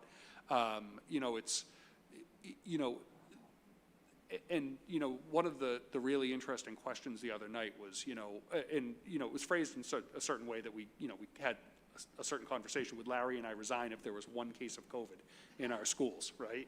We kind of addressed the piece of it for what it was, but there's actually a deeper conversation around that, and that whether we open our schools or not, one of our staff members will end up with COVID. Whether we open our schools or not, one of our students is certainly going to get COVID. Like, we can't prevent anyone from getting COVID, whether we're open or closed. What we have to do in terms of how we manage our district is to put the best safety measures in place so that the schools don't become the transmitters of that, right? But we know if people are living in the world, people are going to get COVID because it's just playing the percentages and looking at what happens. I think managing our community when we do have a case is going to be one of the most important factors of our ability to be successful when that happens, because we are certainly going to have a student who gets a case or a faculty member who gets a case. I can guarantee you that the first case that we get of COVID did not develop in our school. That's the one guarantee, and I can unequivocally, John, maybe I'm wrong, but our buildings have been empty. There was no COVID sitting in our buildings waiting for anyone to come back, so someone's going to bring it from somewhere, right? And so how do we manage that situation and deal with our community expectations around that? And that's a really important topic, I think, to get out and start talking about, so that when that occurs, we can take a really good, rational approach to how we're managing it. But so I think, not to become too long-winded, but I think your question was a good opportunity to talk about that topic, because it's a challenging one. Because I remember dealing with kind of, and if you remember, we thought, March 8th, 9th, and 10th were bad when kind of the virus was starting to come. And we couldn't, we were thinking like, oh my God, the public pressure and what's going on and everything else. We're going to have to really think about how do we react when we have to start dealing with this. So it's something that's important. Can I have another question? You want to go around first? Well, I did want to just note that the idea, there's a hunger out there for what are the metrics, and we do the tracking. I know, I don't know what the Parabola Project is. It sounds extremely promising. I'm hoping that we'll be taking the lessons that we've learned from other countries who've had successes in reopening their schools and failures in reopening their schools. Yep. So United States, as everyone knows, is in a unique position because we're really starting behind the 8 ball nationally, even though Massachusetts looks good. Yep. So it'll, there's a hunger for metrics out there. So is that what the Parabola Project provides, additional metrics? They are taking a very data-based approach to it. I haven't seen all of the work yet, and I'm hoping that they can help us with some metrics. I think the biggest challenge is we can create our own metrics as a community, but just like a snow day, if you don't have those tested well, boy, are you out on an island by yourself when you're making decisions. And on something like this, we really need some help from the larger entities to be able to do that. Thanks. First of all, I want to say that I've really appreciated being part of some of the inside planning meetings on this. And what it's led me to understand is that there's really no perfect answer for everyone. There are just so many unknowns and so many different things that the administration and the district is taking into consideration. The one thing that I've noticed throughout all of this, though, is that there's been an amazingly strong focus on our core values around equity, wellness, and engagement for all the students of the district. So I really want to commend the administration for keeping our core values sort of at the center of their focus as we've been going through this planning. And I have a question, and my question's actually for Deb, so Peter gets a break from speaking, and it's curriculum related. It's as we look at the current proposal around a hybrid instruction, it looks like we're only going to have about 50% of the in-person instruction that we would normally have had. And so my question is, do we expect or should we expect to see that the same amount of content, instructional content, is going to be delivered over the course of the time that obviously we're in hybrid, but maybe even over the course of the year? What do we think we're looking at for outcomes for our students by the end of this year? Yeah. Hi, Adam. Thank you. It's a great question. It came up the other night as well in terms of thinking around how much curriculum. So the process that we're going to take is to take a look at what are the most critical learning standards for each discipline, each course, and especially by grade level in the elementary schools and the junior high. Last spring, the state provided us with the critical learning standards, and we were able to use that guide to determine whether or not those standards had already been taught, if we were in the process of teaching them when we closed, if we were able to review them during the closure time. So we have a good sense of what happened last year. For this year, we can use that as a guide, but we also need to use our own internal knowledge about what's important for the learning progressions, whether it's within the content or from course to course, to make sure our students are set up well for whether it's the content or the concepts they need to learn or the skill development. And making sure that they either have that knowledge or they have enough practice with that skill in order to be successful the following year. So that's the work that we're doing right now. Department leaders, curriculum coordinators, identifying what are the most critical standards for learning for next year. So there will have to be a reduction in terms of the vast amount of content and curriculum that's usually taught throughout the year. But it's really about what is the most critical learning that has to take place. Given that, we also have to think really carefully about some of the unfinished teaching and learning, as we're calling it, from the spring. Every child is coming in with unfinished learning. There was unfinished teaching that also took place, right? So we have to think about what was the most critical learning from the prerequisite skills and content and concepts that students need to learn. We don't have an extra 3 months to backfill that information, that learning. So we need to be able to pull that prerequisite knowledge into our current learning to make sure that we are continuing to teach students at current grade level, at the current course level that they're in. So there's quite a bit of adjustment to our pacing guides and our scope and sequence guides that's going to have to take place. But again, the most critical piece is that we are focusing on what our students need this year, given where they left off in the spring, and then setting them up well for the following year. So there will be a reduction in total coverage. The one piece that is still sort of at the high school level would be the APs. We know that we do need to prepare students for the AP exam, those students who will be taking that. But I will say last year, the test aside, because there were some problems with the AP test, the College Board was very receptive to the reduction in terms of what was covered in the AP classes. And I would imagine they would be doing the same thing again this year. So we'll be watching that very carefully at the high school level. They've done a really nice job preparing different modules for students for extra practice. But it will depend very specifically throughout the year on the discipline and the grade level that students are in for us to make a determination about what is most important for our students to learn this year. I hope that helps. Thank you. I just wanted to come back to this question of the community, and from time to time I've said that the secret sauce in Acton and Boxborough is the community. And I really feel that that's true, you know, having seen a lot of the discussion on social media and heard other community feedback. We're so fortunate to have a highly sophisticated community that I think really does appreciate the fact that there is no perfect path forward, and understands that, you know, although of course they're data driven and are very anxious for metrics, that it does take time to try and do those things and roll them out, and understands very well that, you know, while Peter would put forward the best plan that he can, we're going to find out that that plan has weaknesses and it's going to have to change over time. So I really do want to recognize the community, because I've heard a lot of voices in the community saying, we appreciate what you're doing, and as people have said tonight, we understand how hard this is. So of course we wish, you know, we could do it better somehow, but this is fantastic. And then I also wanted to, in that context, mention that, you know, Tessa has been very active, you know, in addition to everything else on Facebook, to help make sure that there's a good flow of information from the school committee out to the community, and I think that's been also very helpful. Evelyn? Yeah, my question was around the number of teachers. Based on the model that, Peter, you presented to us this evening, we need about 7 to 10 teachers. I imagine that the communities around us are struggling with the same issues and are also developing their own plan.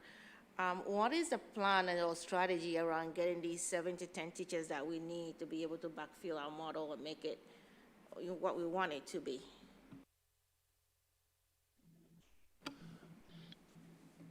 Peter, do you want me to take that? Yeah, I was just going to see if you wanted to. Thanks, Evelyn. That's a great question. We have been actively hiring since February, and we've had postings out there for a long time. We've done interviews. So we do have backup candidates that we're going to be bringing back in and considering. And we also have people in our paraprofessional workforce who are certified teachers who may be able to step into some of those positions. And we're also, of course, continuing our work around trying to attract candidates of color. And we do have a couple of candidates in the wings that we're hoping to be able to place. And we're also working with some of the local colleges and universities for recent grads and student teachers and people who are coming out of school. So we're doing all of those things. It is a big reason why we want to get the final enrollment and placement of who's going to be remote and who's going to be in person, because all those numbers shift a little bit depending on where the students are. So I appreciate the question, and we've got several strategies in place. All right, I'll note that I'm about to call 2 of our school committee members who are panelists, but I just want to note to those attendees that are not panelists that we are not using the Q&A feature during our meeting. So if you have a question, if you could raise your hand, that would be helpful. All right, Kira, you were first, and then Nora. Hi, I just want to say thank you so much, Peter. And I've also had the great privilege of being part of one of these working groups. So being part of a team and seeing all the thoughtfulness that it's gone through to create this plan has been incredible, frankly. We haven't spoken a lot about the remote academy or school. So I want to ask a question about that curriculum piece for the remote side. I think we've heard from a lot of families saying, you know, hey, remote learning did not work for our family. It was just too much. It was too crazy. It didn't work for us. But I know I think that for me personally, I think that there probably is a difference between the crisis that we were dealing with in the spring and the quick pivot, and now a more thoughtful, different transition of what we're doing now. So can we speak a little bit to the curriculum development for what's going to go for the remote learning? And if there's slides for that, I can wait for it. But if there's not, can we speak a little bit to how that looks for the remote side, please? Peter, do you want me to take that? Yep, that would be great. Sure. So you're absolutely right. The spring, I like to call it, we were doing crisis teaching, emergency teaching. We didn't have time for that kind of planning to take place. We have a little bit more time now to be a little bit more proactive, a little bit more thoughtful about our planning process. So for grades 7 through 12, as mentioned earlier, students would be taught by that section's teacher, by that course teacher, as one of their remote sections. So they would teach 4 in-person sections and then 1 remote. So they would be the same curriculum, it'd be delivered in a remote setting, just a different setting. One of the things that we know very clearly about learning is that it all requires the same kinds of essential components, right? Students have to feel like they're part of a community. Relationships are vital and important. Students need to know the purpose, why they're teaching something. They need to understand that and have maybe some choice in what they're doing. And they have to have a sense of agency in that learning. So all of those components that we know is important for in-person learning needs to be translated into a remote setting using different tools, using different strategies. And that's one of the things we're working on right now, putting that together for our educators. We just recently registered about 31 educators and administrators for a phenomenal course that Harvard is offering, starting actually on Monday, a remote course. And we also have over 200 of our educators participating in what we call Tech Camp this summer to really learn not just about how to use digital tools, but how to use digital tools to engage students, how to use digital tools to provide formative assessment for students, all provide collaboration among students. So all of those things that we know are essential to learning, how do we translate that into a different set of pedagogical skills for our teachers and to make sure that they have those digital tools available to them and know how to use them appropriately. For K through 6, we have dedicated teachers specifically for the remote learning environment. And as mentioned earlier, some of these folks are our coordinators and our STEAM coaches. These are folks who have taught previously, have many years of experience teaching in the classroom, and have been working with teachers to support their teaching of students. And so they have a wide range of knowledge about all the different grade levels. And so what comes before and what comes after a grade, and also a very specific knowledge about the curriculum discipline that their specialty is in. They also were the leaders in the learning and the planning that happened this spring, putting those learning boards together. So really knowing what's out there in terms of what's available and useful for educators, along with some of our classroom teachers. So what it'll look like if you're, and we don't exactly have it, we need to work with the teachers a little bit more to understand better what subject areas they are most comfortable in, some of our classroom teachers. But for example, in first grade, our literacy coaches, our literacy coordinators, they're coordinators for both literacy and social studies. They're also, in their previous roles, were reading specialists. So they'll be able to provide literacy and social studies and really do some really nice interdisciplinary work for students in first and second grade. Similarly, for science and mathematics, we might, again, have one teacher do both grades. We might have 2 teachers each doing one of those grades. That piece hasn't quite been worked out yet. But because they have very specific knowledge in those subject areas, we'll be very able to be very precise in their teaching. It also provides a nice collaborative group there. They can plan some interdisciplinary work for our students, which we think will be really exciting, along with some dedicated English language educators and special educators like we did over the spring to really create some exciting learning opportunities for our students. So that's the planning right now. And they, of course, are also engaged in the learning from Harvard and from Tech Camp. So I hope that helps answer your question. Okay. Nora. Thank you. I have sort of a 2-part question, maybe half for Deb and half for Peter. So parents now are, in this position of trying to make choices about what the best path is for their students, for their children, for the school year.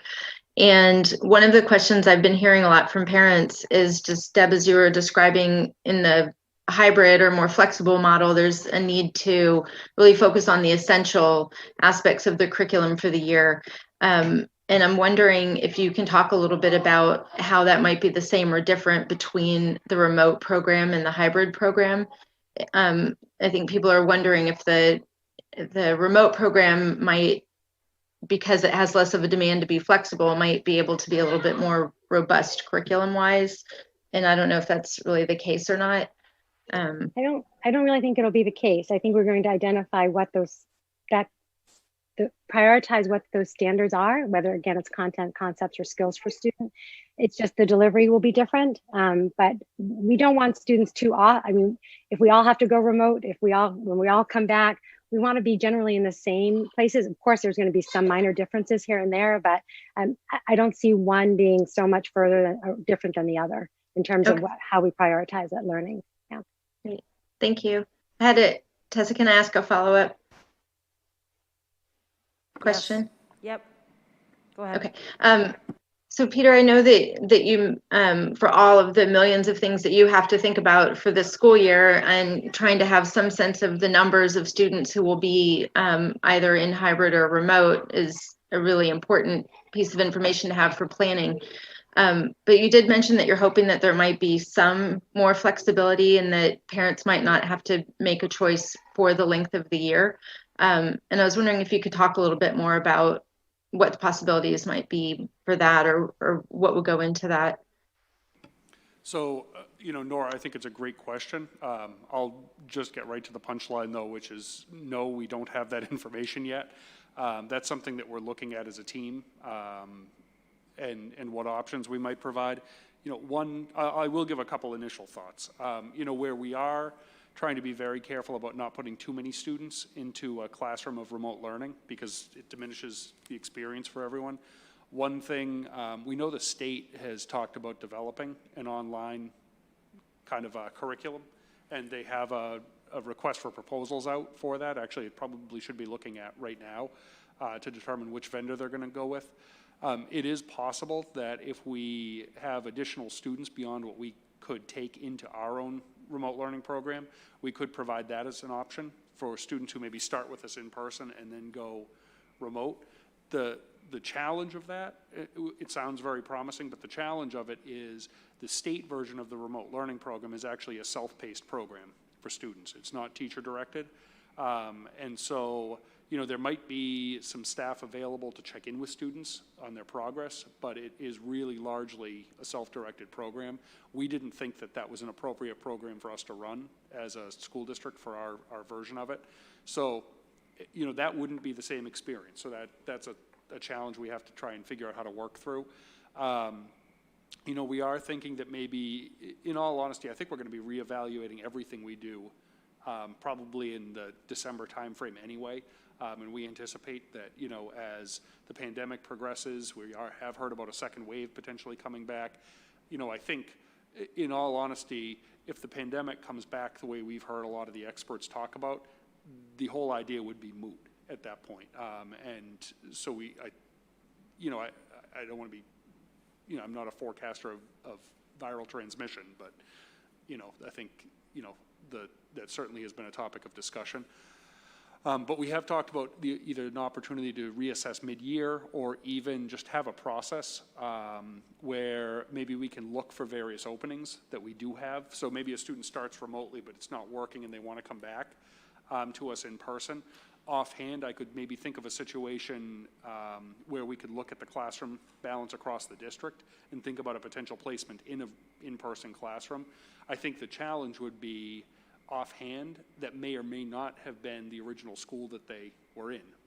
If that school is already at capacity at a grade level, it might have to mean we're thinking differently about that, at least for the 1 year.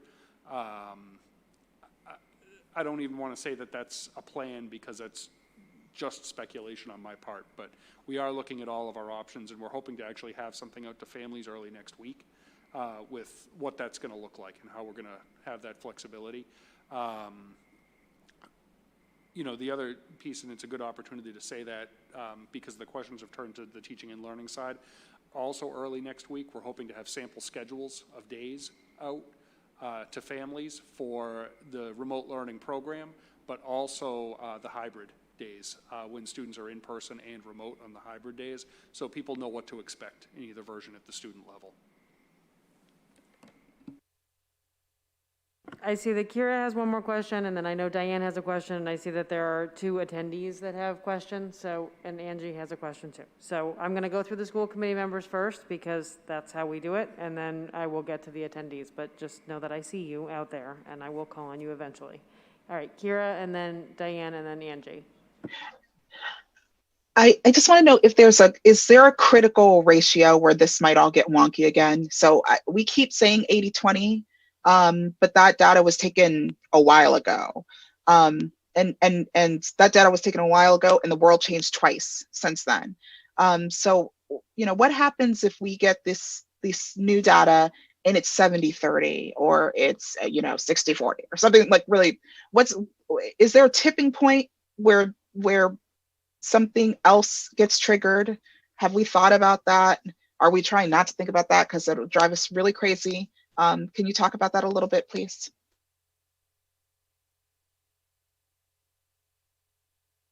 Sure, you could, if I didn't have a mask on, you'd actually see me chuckling at the question. I wish I could tell you, you know, every time we blink, we're having to reassess based on what we're seeing. I don't think we know that there's any one critical tipping point. I think in terms of staffing, you know, if we see enrollments go up significantly in the remote academy, you know, in an ideal world, they'd go up in 20 student increments or 23 student increments, because then it's very easy to say we're taking a teacher out of the live or in-person school and putting them into the remote academy, and you can kind of get it to balance. It does present challenges when you have 6 elementary schools, certainly. The high school and junior high, it's a little easier. The numbers just work because it's one school. You know, but we're not going to see just 23 student increments. So I think it's really going to have to be looking at staffing on an individual basis and really thinking deeply about the different classroom sizes across the district. Where can we reduce a classroom? You know, we already, you know, are predicting that some of the classrooms could have very different class sizes than what we had thought we were leaving school with. So we already know we're going to have to look at those class size balances, but we can't create too many different models until we just get the data. So right now, our critical path is to get that information out, the additional information we promised families to go out very beginning of the week, hopefully, next week, either Monday or Tuesday. And we really want to open our registration window starting Wednesday and hopefully have that open through that weekend so that we can get those students registered. Because until we see the data, we're really stuck as a district. So with speculation, and we're with a month left where we can't speculate too much longer. Tess, I know you hate 2-part questions, but I'm going to make them really fast, and I hope you'll permit it. Thank you for that was actually a third that I don't have to ask. So the registration starts Wednesday? That's our goal, but Okay. we know we're not asking families to register until we can get that information to people. Okay. So my questions are programmatic, and I'll make them quick, and they're both for Deb. I think she'd be a best person to address both of these. I've been getting a lot of questions about Wednesdays. How can we make that day, since it's but it's a 20-minute check-in, but I think that it would be really helpful to understand what the genesis of that 20 minutes was and what the role of it is, so that we can maintain engagement on those days. That's one. I just want to know what was behind the 20 minutes. And I know that the second part of the day is a much needed bulk of time for collaboration and professional learning and just getting up to speed on all of the various things that teachers have to do to launch remote and do this hybrid program. The other thing is, what types of professional learning are happening this summer, and in the fall around race and racial equity? So thanks, Diane. And if it wasn't clear in the document, we can certainly make it clear. It's 20 minutes per class for grades 7 through 12. So students would be able to meet with all of their teachers, all 5, 6, however many teachers they have for that 20 minute of each for each class. So it's a 20-minute check-in with the teacher for grades 7 through 12 with each of their teachers, so that if there's any confusion around any of the assignments, so that teachers have a touch point and get to see all of their students on that day. So students don't go a day without making some kind of connection and contact with their teacher. So that was the reason grades 7 through 12. For the elementary, it'll probably be somewhere between an hour and a half to 2 hours, perhaps broken up during that 3-hour period of time. We certainly don't want students in front of a camera for 2 hours, but perhaps broken up by half-hour, 40-minute segments. Again, the grades K through 6, it'll be an opportunity for them to check in with their teachers, to talk through some things, maybe do some relationship building, some connecting activities. Again, it's being able to see all of their class together. So it's more than just the 20 minutes. It is a good chunk of time. And it's really about maintaining those connections to our kids and answering any kinds of questions and concerns around assignments and around learning that have come up midweek, so that we can course correct for the rest of the week with our students. In terms of the SEL, I might throw some of this to Dawn, as I know she's been working on quite a bit of the anti-racist and the SEL work as well. We have worked with our seed leaders. They are going to be offering something this summer for our teachers around having courageous conversations in the classroom. It is something that we all need to get better at doing and having. I've been working with our social studies teachers, 7 through 12, and also at the elementary level with our coordinators. We need to rethink how we teach holidays, which is something that we are really working on at the elementary level. We've been documenting where we are teaching very specific topics throughout our curriculum. Been working with the department leader at the high school as well, and thinking about some of the changes that they'll be making to their curriculum. And so the curricular aspect is some ongoing work, but that also requires some professional learning for our teachers as well. So I'll throw it over to Dawn, because I also know there's some other specific anti-racist work that's been happening.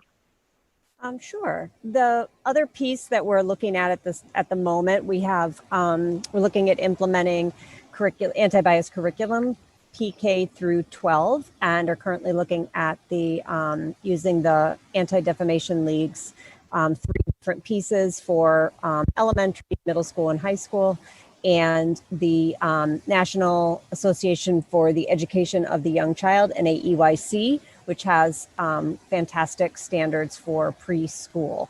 We're in the process right now, our subgroup of sort of aligning the anti-racist work with the social justice standards that Teaching Tolerance has.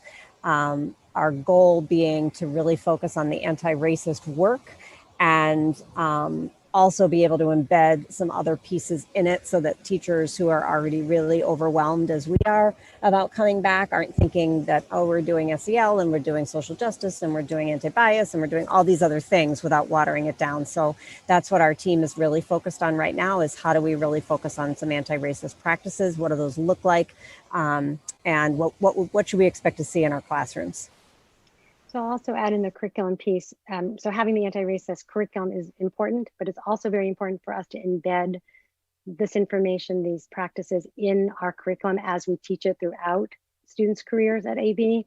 And so as we're redeveloping our new social studies units based on the new social studies frameworks, we are embedding the social justice standards into each one of those curricular units, as well as Kessel's the 5 elements for SEL. So making sure that it's all woven together, that children don't see it separate and our educators don't see it separate. It's good teaching practices throughout. It's not a standalone. Thank you both. All right, Angie, and then I see Yeben has his hand raised. Yeah, this is regarding the learning and the academic part. So since the pandemic started with remote learning, well, none of us are prepared. So it turns out we noticed that some students can adjust really well and utilize the extra time to engage more learning, and some are totally off track and lost. And the class is the same. Some classes are really engaging and interactive, and some others are given some extra sheet and let the student work by itself.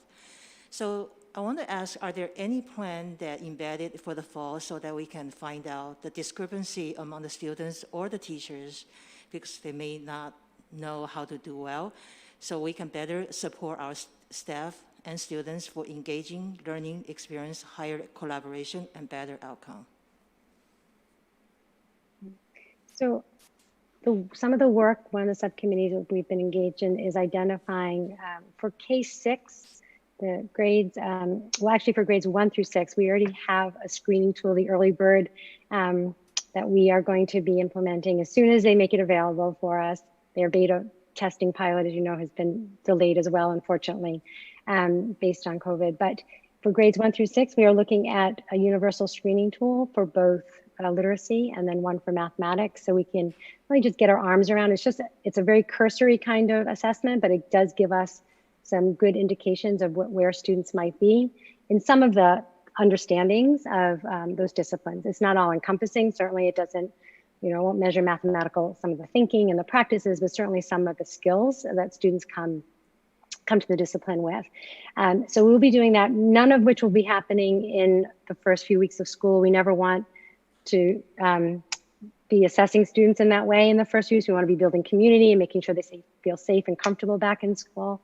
At the upper grades, we'll be using something probably more along the lines of classroom-based measures, which are assessments that are created by teachers. So I'll give you an example. One of the wonderful things that was an outcome from last year at the high school is they were building common assessments because of doing away with the mid-year and the final exams. They were doing more common assessments throughout the year. And so they have those assessments, and it's something that they can employ within the first few weeks of school so that we can get a sense of where students are based on the skills and based on the knowledge that we would have expected students to come in with. It gives teachers a good indication of where they need to, again, go back and do some of that unfinished learning. Is it the whole class that needs to go back and do some unfinished learning in some areas, or is it a certain cohort of students? And making sure that we get students in a place where they can then access the grade level content that we're teaching in the moment. So, and we are looking at various different tools right now. We're investigating a couple for literacy and a few different ones for mathematics. The junior high has already identified a couple as well.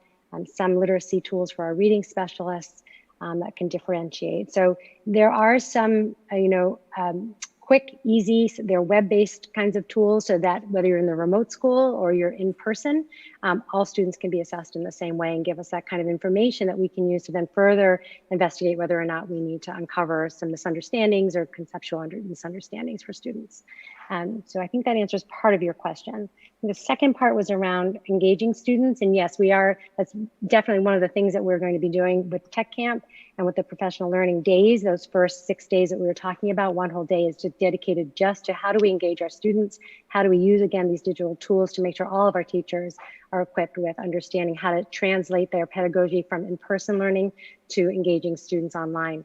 I think one of the major differences for this coming fall is that, again, we have more time to plan, but we also have more time to set expectations for students, expectations about their participation, expectation for their attendance, expectations for completion of work. All of that changes the game for students. So I think there'll be a difference come the fall. Can I have one follow-up question? Yeah. Okay.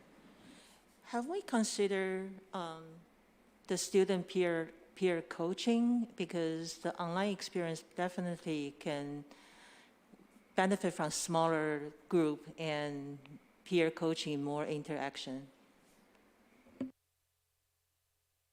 Are you talking about, I'm sorry, the remote learning program? Yes. So yeah, so we are going to be reaching out to, for the upper grades, we're going to be reaching out to our graduates, AB graduates. We've already even had a couple contact me already who are in college and who are majoring in different disciplines like world language or mathematics. And they may have some time and they might want to support that kind of learning. We also know that for the elementary, we're going to be thinking about reaching out to perhaps even some of our universities and colleges. We know during the pandemic that medical students who were pulled out of their senior year and put right into hospitals. There are going to be some seniors in some ed programs and some universities and colleges who have some time. And so we think we could take advantage of their time and their expertise to help support our students in the elementary school. So in a Zoom session, you know, having 16 or having 8 students, 6 to 8 students makes a difference. And we want to make sure those smaller cohorts that students get that one-on-one kind of attention. So we'll be thinking about all different ways that we can use students to support our students. Thank you. Yebin?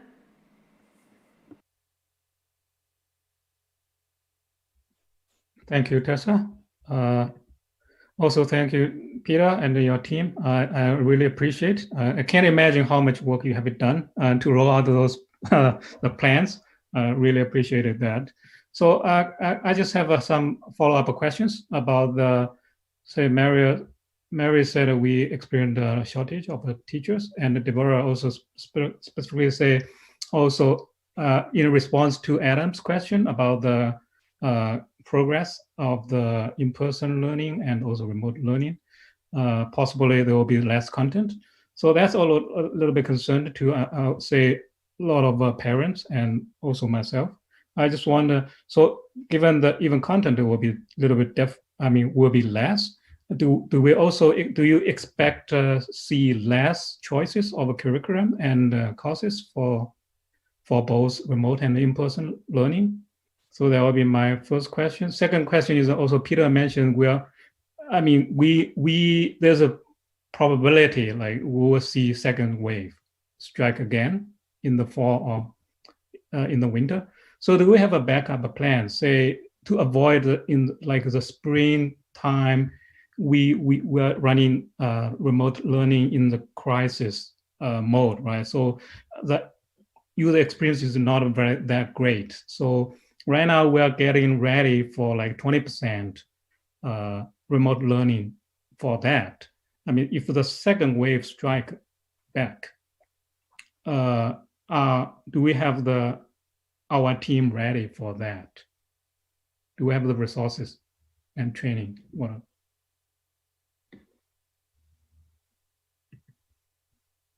yeah, that's my question. I think there are a few questions in there. And Peter, do you want to start? Do you want me to tackle a couple of them?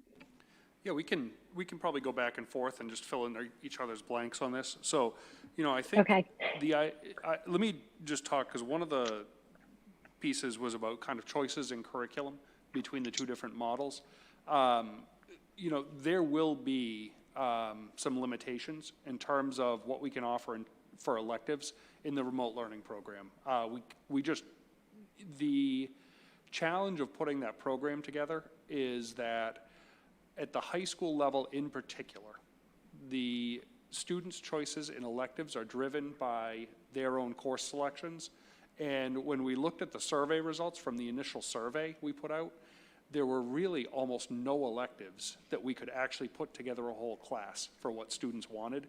And that was a really hard decision for us. And then, so I think the high school right now is looking at trying to offer some limited choices of electives, but the challenge is we can't run electives for 2 students in one course, 3 students in a different class, and 4 students in a different class. We have to have a large enough cohort to be able to support allocating a teacher to that, and that's something we're struggling with right now.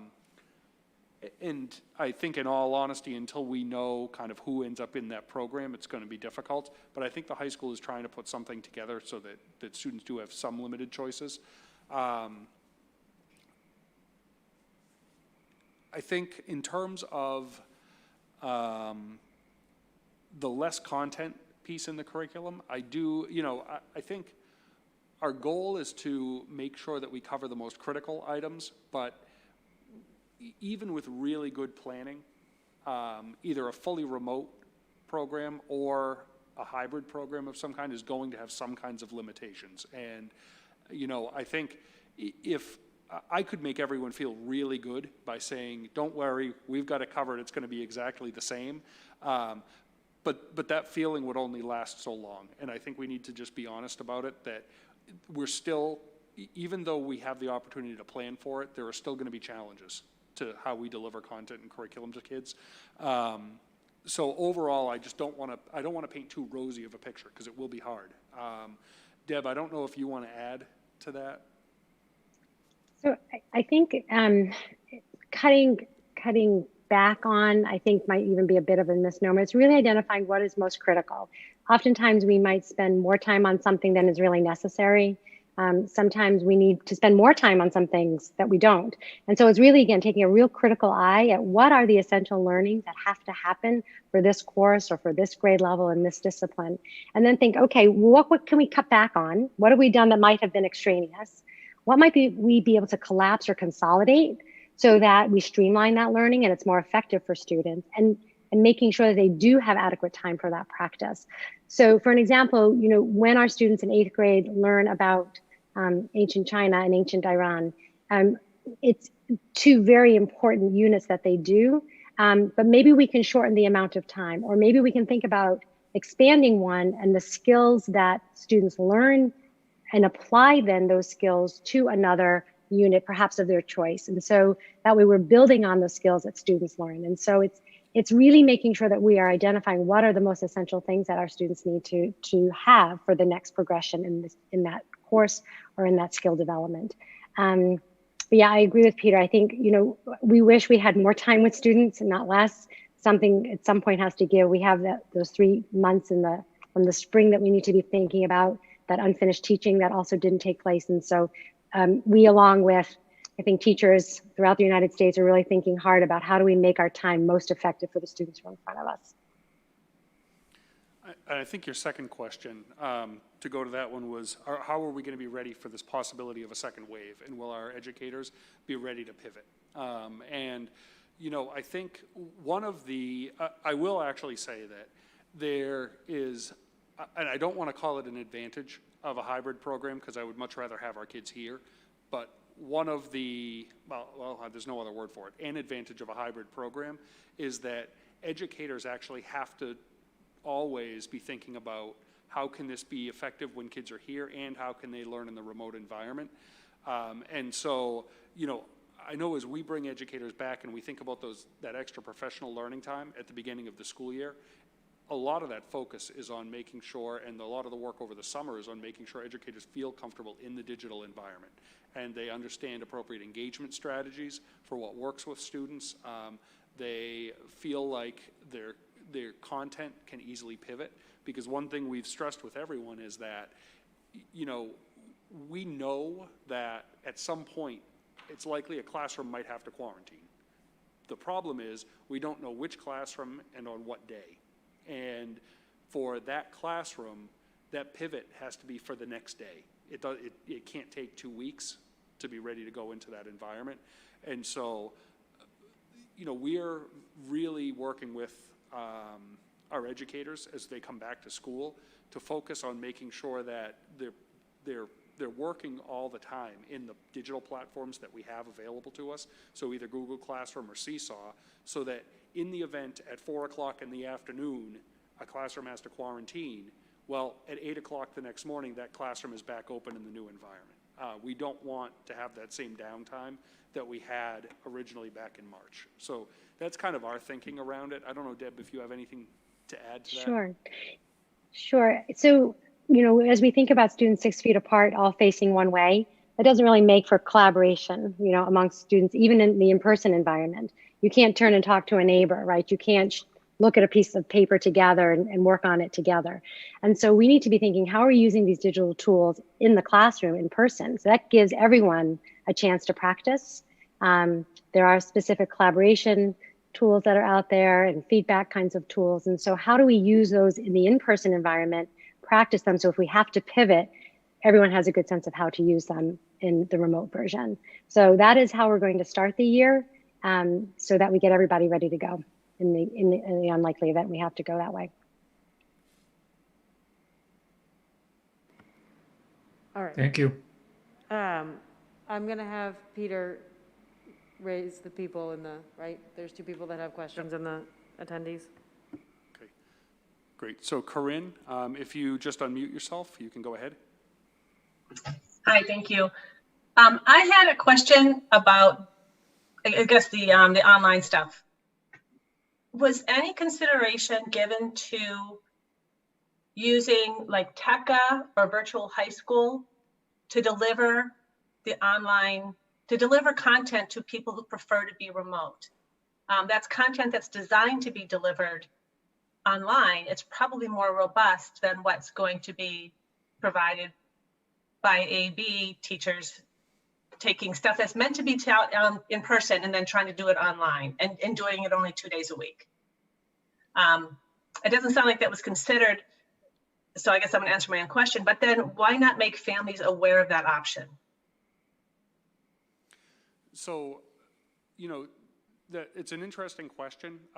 You know, we actually do also use online platforms, particularly for summer programming. You know, we've used Edgenuity in the past as a district, and we use it pretty actively.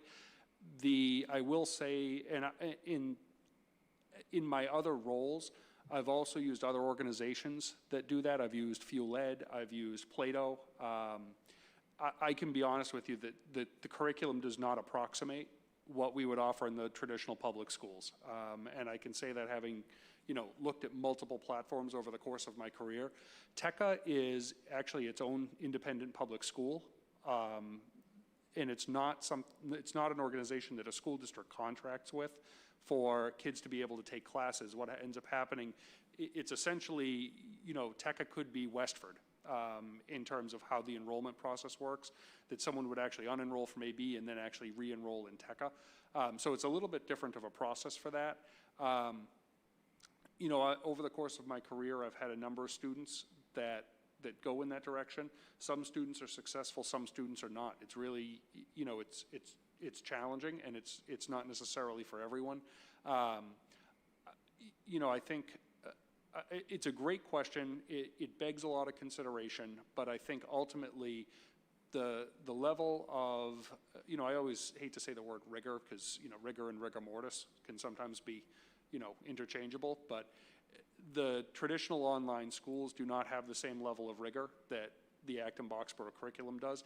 I actually think our students are going to more closely approximate what we would traditionally offer by learning from our own staff. We have explored the possibility of potentially partnering with some other districts, similar districts, to be able to kind of group students together and offer students more choice in the online environment.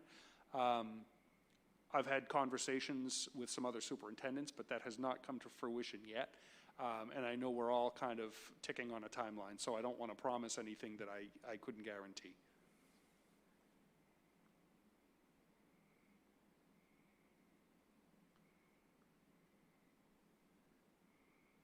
And then, let's see, Kevin? All right, Kevin, you can go ahead and speak. Thank you. I'd like to thank everybody for all of their efforts to get this far. It's obviously been a great challenge to get to where we are. Peter, in particular, I want to acknowledge your initial opening comments regarding the need to learn and to change plans based on what's learned along the way. In that vein, I'd like to point out the importance that's been given to the 6 feet of distancing, and that so much has been planned based on that, and ask that everyone keep a close eye on that, and point out one thing in particular on that, which is that the 6 feet of distancing originated from coughs from unmasked faces. And recent studies looking at the distance something can transmit in the presence of a mask have shown much closer distances remain safe. And we'll have to see if the guidelines over time evolve to take that into account. But the question I have relates to, it's a clarifying question. Initially you presented, we have full remote and we have in-person, and in-person is a continuum from full in-person through hybrid and on to full remote, depending on safety.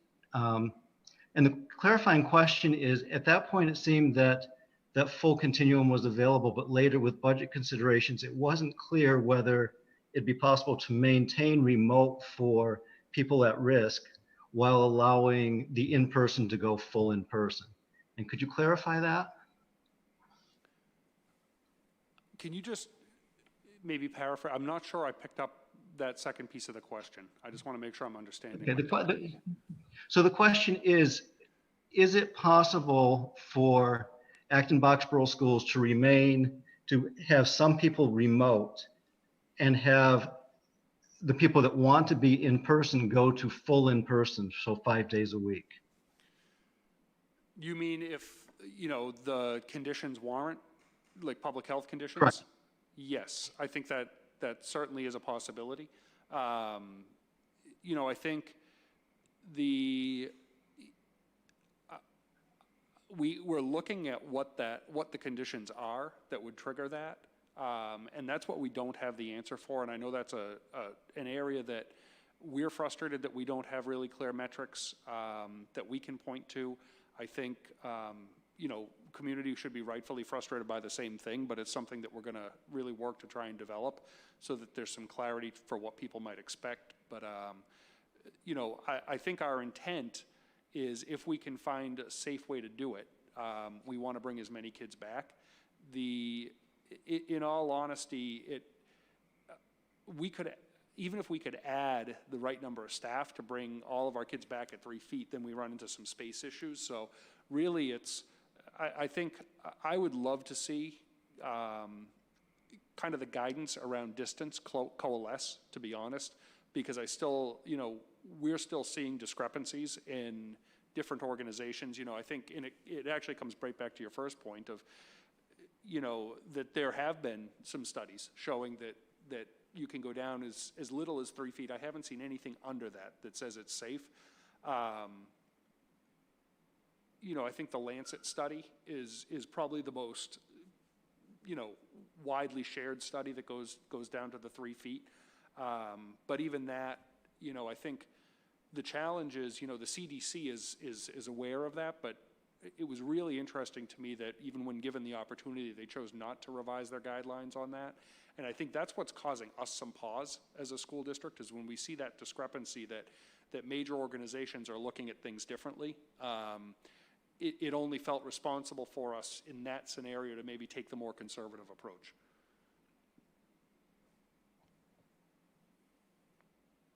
Thank you. Okay, so I don't see any more hands raised, I don't think, here or virtually. We have a few. Oh, they just went back up? Oh, okay. Well, Corinne just raised her hand again, and I'm trying to see the name. I'm having trouble seeing now. VJ Yeah, did, okay. Who would you like me to? VJ. VJ? Oh, Nope, VJ just kidding. disappeared. All right, Corinne then. We have a telephone. Oh, Nope. no. How about Corinne? Corinne is fine. All right. Corinne, you can speak. Thank you. I just wanted to follow on to what Kevin had just said. The state guidance says 3 feet. So I had the same question, as why isn't AB going by that? I know other districts, I believe, I have a friend who works in Bedford, they're using 3 feet. Yeah, I unfortunately, I wish I had a different answer than what I just had, which is there's still, we have not seen the different organizations that provide guidance coalesce around that 3 feet. I know DESE coalesced around that originally, but their guidance wasn't 3 feet. It was no less than 3 feet, but 6 feet is optimal. And we should aspire to 6 feet. And CDC continues to recommend 6 feet wherever feasible.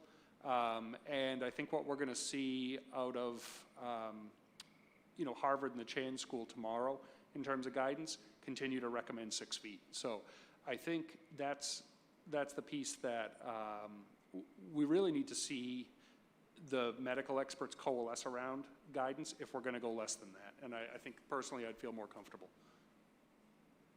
VJ looks to be back. Did VJ next? VJ, yeah. Okay, VJ?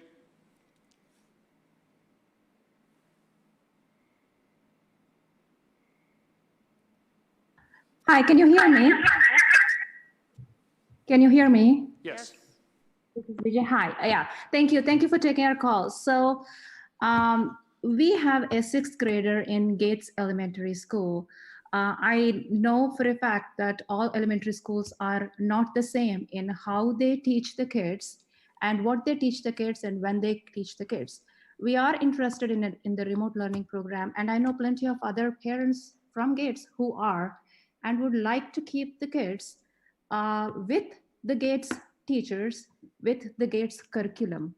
Why are you not considering giving elementary students the same benefit you are giving the middle and high school students in having them, the remote kids, have the same access to the same staff as the same school?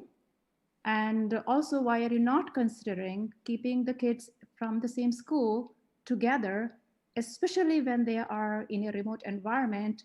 They have already made those peer connections with the other kids that they have seen. By lumping all of the elementary grades together, they will possibly have, for the first time, a remote class with kids they have never seen before. No, thank you, and that's a great question. I spoke to it a little earlier, but one of the things we looked at when we looked across the district is we don't have a single cohort that we could support an individual cohort for each school to be able to do that. And one of the things that we set out is we're not going to do anything for one school that we can't be consistent with and equitable about across the district. And so, you know, if, say, I know you used the sixth grade as an example, and I have not looked at the sixth grade numbers recently, so I can't confirm how many students are thinking to opt for that. But even if the sixth grade at Gates could do that, we still wouldn't create a separate cohort just at that one grade level at that one school, because it doesn't mean that every Gates student would have that opportunity. Third grade, it may not work, and it may not work for Douglas, it may not work for McCarthytown. And, you know, one of our core tenets was equity in this scenario, and that means that we want to make sure we're allocating our resources fairly across all of our schools and districts. It is one of the limitations of trying to provide these different opportunities for kids to either choose an in-person or choose a fully remote experience. And I definitely hear you and empathize that the kids do have these connections, but it really wouldn't be fair for us to be able to say, well, the Gates students in that one grade can maintain the connections, but the other students across the district or even within Gates couldn't. So that's why we're really looking this at a district level cohort. I do anticipate there's going to be some opportunities for grade level interaction. And so I don't think that the kids are going to be completely isolated from other students from Gates in that school, even though that, you know, they might be taught in this idea of a district school. The other piece I would add is, as we staff our programs, we also know that we have, just like we have students who cannot return in person for a variety of reasons, we also have staff who cannot return for a variety of reasons. And we can't, we're prioritizing staff for that remote learning program similarly to understanding that they may not be able to come back in person. So that doesn't always work just to say it's going to be one school in one specific grade level. Sorry, I have following up on that. Are some of the Gates staff going to be teaching some remote learning classes, or all of the Gates staff is teaching only the in-person students, and the remote students will get new staff that is being hired? I think the answer is we don't know yet until we see student enrollments, but Marie, do you want to expand on that a little? Sure. We're likely to have, you know, one or two teachers from each school, but we have students across 7 grades from each school. So we might have a second grade teacher from one school, a fourth grade teacher from another school. Again, a lot of the remote learning will be taught by a literacy specialist is going to teach literacy to 1 or 2 grades, and a math coach is going to teach math to 1 or 2 grades. So the kids will have 3 or 4 different teachers likely. It could be 2, 3, or 4. So we're working to really coordinate it in a way that provides the best instruction for the students. They certainly will have some kids from their school in their cohort. It just isn't going to be dedicated to one school. So yes, there will be a teacher or more from Gates, but it may or may not be at any given grade.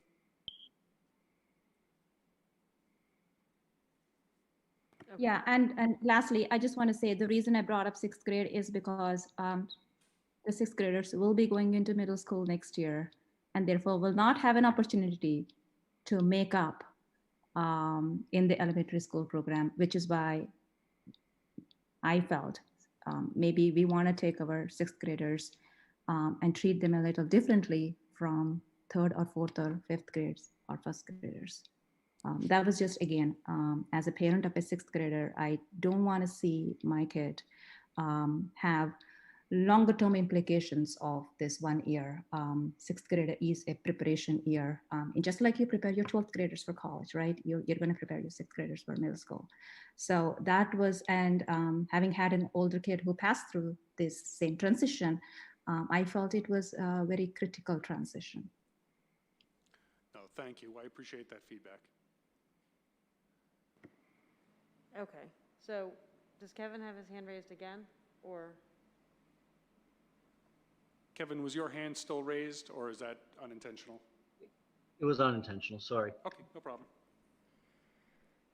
Okay, so we're like an hour behind where we thought we were going to end, and that's okay. This is an important topic. Everyone needs to have time to ask the questions and everything. I will note that there have been lots of questions about why can't teachers teach both at the same time, and this is completely exhausting to run a meeting just with like 7 people here and 4 people over there, and I'm not even delivering content. So right. Just wanted to make that note. So you're looking for us to vote, correct? You know, you do not need to vote this tonight. In all honesty, the DESE guidance is to wait. We had put that there just as an option. I think, in all honesty, what we'd rather see tonight is just general consent that we're heading in the right direction, because you know, DESE wants you to wait until August to vote this, but yet if we wait until August, it's just not going to be pretty as a school district, to put it bluntly. So we're really looking for your consent that we're heading in the right direction. You understand the reasons why we're making certain choices, because we realize we're making significant strategic choices. When they're like thinking about like designing school, there's no greater idea of policy than a complete redesign of your educational institution and requirements for how that's going to work. So that's really what we're looking for tonight, but not a formal vote. Okay, so I just want to clarify though, we don't have like another formal meeting until August 13th, right? Yeah, I think if, we're meeting the 30th, but it's mostly a training, and we're having a very short business meeting at the end, much of which is outcomes of the training, and so not necessarily related to this. So we don't have like a traditional business meeting scheduled until August 13th. So I just want to make sure that you really don't want us to vote it. I mean, I guess we could vote it. My feeling is we probably should vote it before August 13th, because we're required to vote it, right? So just to have that all in mind. We don't have to have a vote tonight, but if there's broad consensus that no one's going to change their opinion all that much, then we can do that. That's how we felt, and that's why it's there as a possible vote. Like, if you really felt like, look, this is where it's headed, and we recognize the timeline gets challenging afterward, you certainly can. I just want to make sure I'm clear. Like, DESE really asked us to say, wait till August, but I don't think every school committee in the state has waited till August or will. So. Well, Lexington decided like 3 weeks ago, right? So, okay. Adam? They did. Yeah, I struggle with this because I think it's really important for us as a committee to show the community that we support the plan that's in place in the direction that it's moving, with the understanding that it's continuing to move and evolve. So I would be in favor of voting what we have today with the understanding that it's evolving for 2 reasons. One, I think, like I said, it's important to show the community. And secondly, I think if we don't have the opportunity to vote prior to the 13th and we're asking for families to commit prior to that date, I think we need to put a line in the sand that says this is something we support. I would agree with that sentiment. And also, once we open enrollment, things may shift. And so we don't know. But I think that the thought process that the school district has put into this has been incredible, and they've been thoughtful about it, and the leadership. So I think that we should probably vote contingent on the fact that things may change and shift, and that we may have to convene an emergency meeting and look at the data and look at what the outcomes are and tweak it. Ginny? I don't feel ready to vote. I'm still processing. I feel like it's way too fast. I'm extremely frustrated by the lag time of state guidance. I think it's completely unfair. I recognize that, you know, you really needed a vote a month ago in order to do this. You know, I mean, you're just being put in an impossible situation. I certainly don't mean to delay, but I just personally am still processing, you know, what this all means, and there are lots of people that I want to talk to about it. So I'd rather add this to the end of whatever our meeting is on the 30th to give us a little bit more time, if that's at all possible or doable. That's my 2 cents. John? I certainly appreciate Jenny's point that there's a lot of uncertainty around what is going to happen, about exactly what this plan is going to look like, even, you know, by the time it reaches the parents and is finalized for their decisions. But, you know, trying to weigh the two values, the value to Peter and everyone who has worked so hard to get the plan to this level of definition, of knowing that the school committee is supporting this and you can move ahead, against, you know, if we wait until the 30th, we have a meeting not really focused on getting us more and or better information, although obviously there's always the opportunity to get outside information. I just don't see that the value of the incremental time outweighs the value of voting tonight. Amy has her hand raised. Amy, unmute yourself. There, okay, I got it. I couldn't find the unmute. Thank you. So I've been sitting on the steering committee. So I've been in the meetings where kind of all of the groups come together and discuss ideas. I can't express to you how thorough the process has been, and how every week the administrators come back with, you know, trying to face all of the challenges over and over again. I feel very strongly that we need to support this and vote it tonight. I think that what has been done is phenomenal, considering the, you know, crappy choices that we have. I mean, this is it. We don't really have a lot of choices. We're in the middle of this, and so I think it stinks. I mean, it stinks either way. Anything you choose, it's not going to be fully back in person where we're safe from getting sick like this. So yeah, yeah, I think I'll leave it there. I just think it's important, and I think, well, I'm sorry, one more thing. I think we can also trust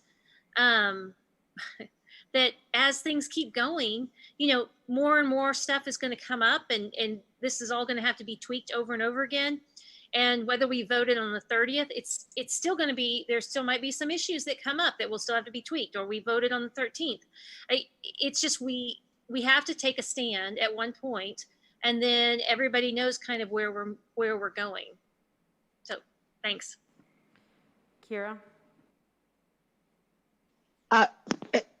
I want to know if, because this is my second meeting, is there a way that we can have our cake and eat it too, where we can vote with language that says that we super support this, but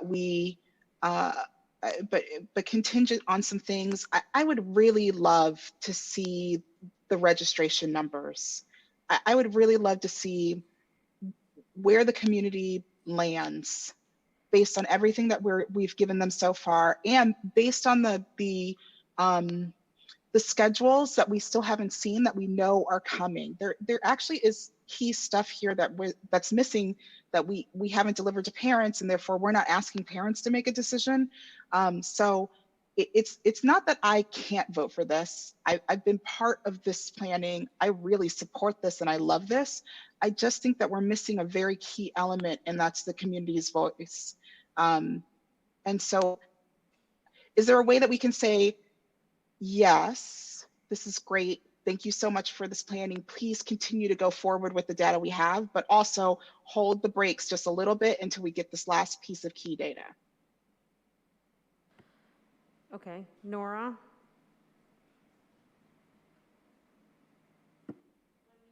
Unmute yourself, unmute yourself.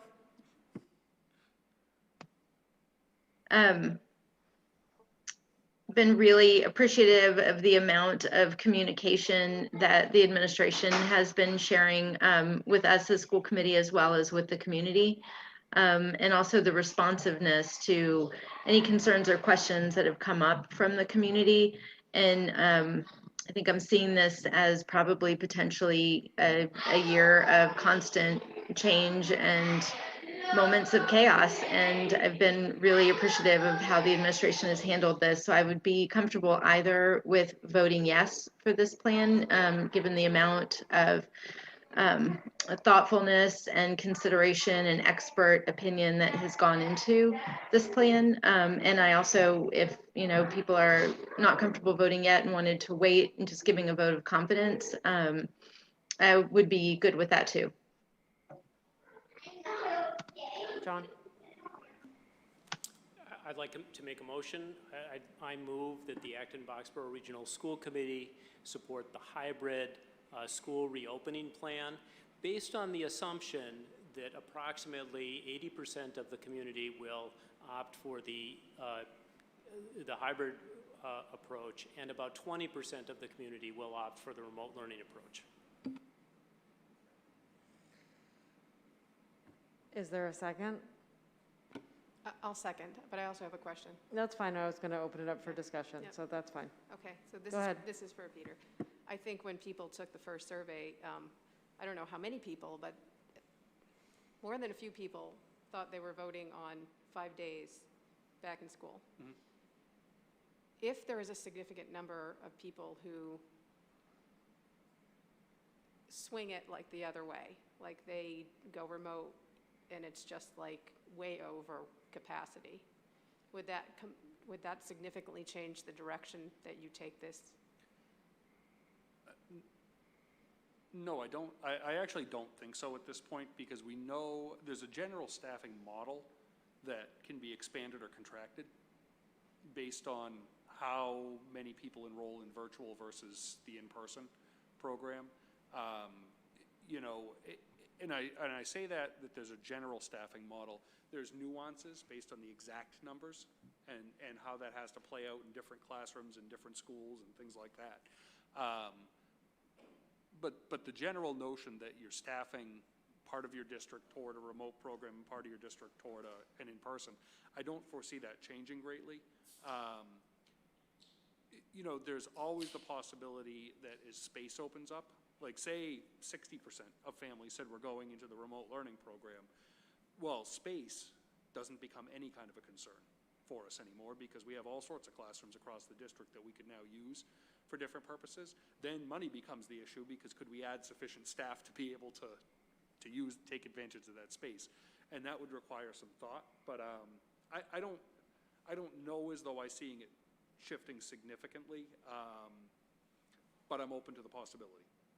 I think the one thing to me, even voting for support, what I don't want to also be constrained by is if we see an opportunity that we want to take advantage of, then we can still pursue that, to be honest. Like, say we figured out a way to get our first graders in.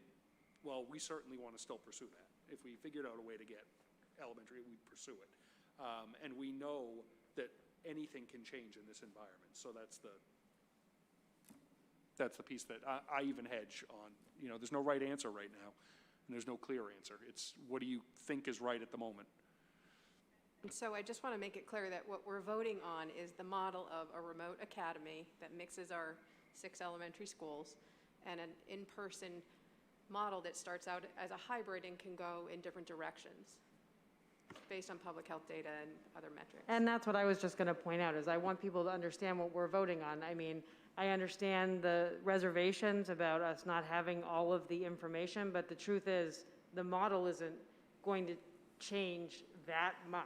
So there will be additional details provided. There'll be, you know, as Peter has said over and over again, the in-person model is on a continuum. So what we're voting as a school committee is we're basically saying, yes, we are supportive of having these two modes of learning going forward and allowing the district to continue their work on these two modes of learning, as opposed to saying, like, if we were a district that said, no, you know what, we forget about everything that Peter said, we really think everyone should go to in-person learning, so figure out a way to do it.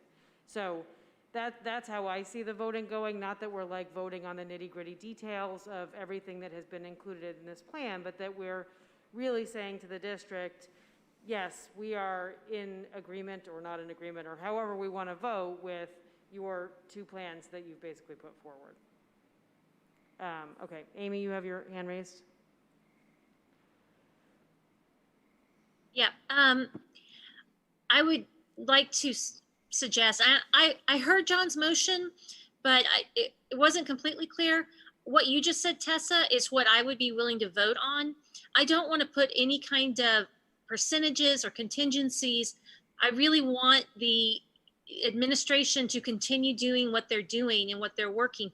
So a broad vote of support to do a remote program and an in-person program that begins with a hybrid, and that be our vote. Okay, so I'm going to call on Nora. There's people in the room that have their hand raised, but the way that this works is that we have to vote on the motion that was presented, and we can vote negatively on the motion that was presented. Or John, we can have someone make a friendly amendment. Is that what you're going to say?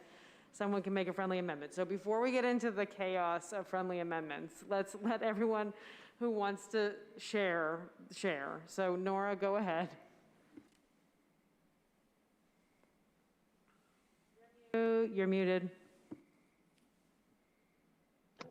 Thank you for clarifying that, Tessa. I think that, you know, when I look at other districts that are not able to offer a hybrid model, remote only, or hybrid only without offering a remote model, I'm very pleased with the fact that we are able in our district to offer parents that choice of remote academy only if that's what works for them, and that the hybrid model allows us to really try to get in person as much as possible. So, yeah, I'm in support of that. I don't know the language for a motion, but yeah, I would support that. Okay. Adam. So far be it for me to be the picky one on John's motion, because he's typically the one who has a very structured motions. There are a couple things that I think are some language that we should include, and I'm either happy to make a friendly amendment to the motion as a whole, which I've written down to make it easy for Beth and to share with everybody, or we can vote John's down and I'll make another motion. Either way, what's that? Right, you could withdraw the motion. Or John could withdraw the motion. The language that I'm sort of toying with, and I hear Ginny's response too, that there's a lot of information, and for those who are seeing this for the third time only, this is still a big change from what we were talking about 2 weeks ago. And so, you know, where I'm leaning towards is suggesting that our committee vote to approve the spirit and direction of our learning plans that include both a fully remote and a continuum of in-person, fully remote and a continuum of an in-person model, with the understanding that the final details of those plans are yet to be determined. So, you know, for me to break that down, basically what I'm saying is we're not approving anything in stone. We're saying that the spirit and the direction that you're going is the one that we want, in that it includes both a remote, fully remote, and a continuum of in-person, from fully in-person to fully remote, with hybrid in there. And then understanding that we clearly don't have all those final details yet. So John, what's the easiest thing to do? Well, if people like what Acton Adam said, then I'm perfectly happy to withdraw my motion, and then, we need to withdraw the second, and then life can go on. Okay, so either give me a thumbs up or nod your head so that we can just, yes? Okay. Okay, so it looks like So many I people will are- withdraw my motion. Okay, do we need a second for that? No, we just need to withdraw the second, which was Okay. Diane's. And I withdraw my second. Okay, Adam, would you like to make a motion? Indeed, I would. I move that the Acton Boxborough Regional School Committee vote to approve the spirit and direction of the 2020-2021 learning plan, including both a fully remote and continuum of in-person models, with the understanding that the final details of the plan are yet to be determined. Second. Second. Angie. Okay, is there any further discussion? I would just note that that is an MSBA-worthy length of a motion. Woohoo! 5 years sitting on that committee, You've been I think, is practicing, paying I can off. tell. That's not necessarily a good thing, Adam. Okay, then we will do a roll call vote, beginning with people in the room, and then I will go along to the virtual people. John? Yes. Ginny?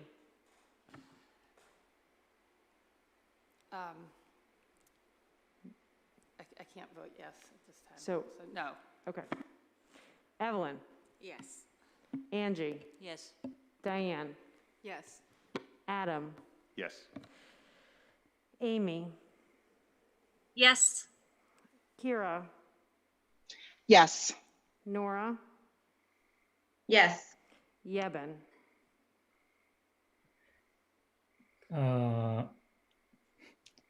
It's hard. Do we have a chance to vote it down later? Do we have a chance to what? To change, so to get another vote opportunity? I thought we are gonna vote, formal vote is next meeting.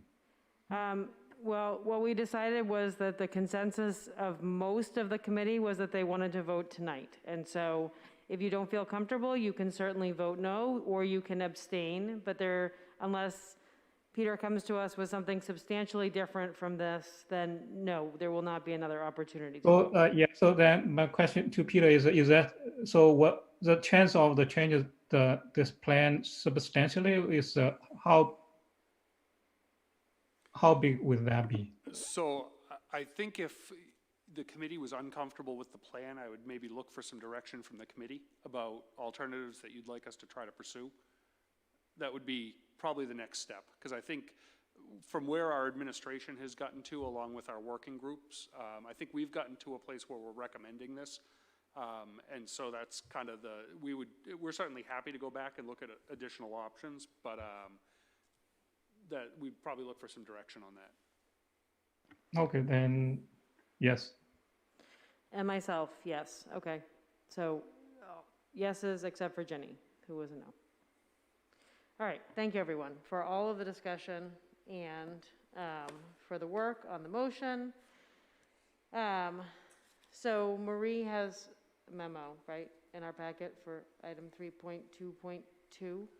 I don't know, I can't change it here because this is not my computer, this is the school committee one, and I can't access that, so Beth, Okay, so correct? no, I'll tell you, that's what's on my agenda. So what's on my agenda is that what we're talking about next is the school calendar change, and that they're also asking for a vote tonight. So Marie, do you want to speak to that? Is Marie here? Oh no, Marie's gone. Okay. All right, so the school calendar change, yeah, I don't know where Marie disappeared to. Well, I have a paper. well, essentially, we're proposing to move the, thank you. Sorry, the technology is not my friend right now. We're essentially proposing to move the first day of school to September 8th for students because we're anticipating adding additional professional days. But one of the things that came up going into this school year is that we have a state primary on September 1st, and we really feel like it would be inappropriate to try and have, people coming into our schools to vote while kids are there, and we're trying to just start under our new guidelines. So this actually puts it out till after Labor Day. That's one piece of a reason. Another piece is to provide additional time for us with our faculty to be able to prepare them to come back in. and that additional kind of professional learning time. And in all honesty, a third piece, it actually buys us some additional time to get everything ready for people coming back in. There were just monumental changes in place, and we think that this is an appropriate move to the calendar. Marie is back if she wants to speak more to it. Hi, Marie, welcome back. Sorry, my internet went down for 12 seconds. I don't know what happened. Sorry. No, I think you've fully explained it. Adam? Yeah, I just have a quick question. How likely do we think that DESE is going to allow us to reduce total days of in-school time from 180 to 177? Well, that's pending, but you know, in all honesty, even if we did that, we would just add 3 more days onto the end of the school year. I think we would want to keep the start date at September 8th, and that's the biggest piece. Marie, do you have any thoughts on that? So I think we're pretty close to them agreeing to it. So I think the last day on the calendar, which right now is indicated as June 17th, is likely to be the latest we'll end. And then I just have one other piece of food for thought, which is around snow days. Definitely something we don't need to be thinking about right now, but the likelihood of us having snow days and then not being able to provide instruction seems pretty low. But if you do look at the calendar, it is possible that we go till the 29th of June if we actually take 5 snow days and have to have 180 days of school, which obviously provides some concern to me, but I think that that's something we can deal with. I was hoping we'd get to triple E before we did snow days. Yeah, there you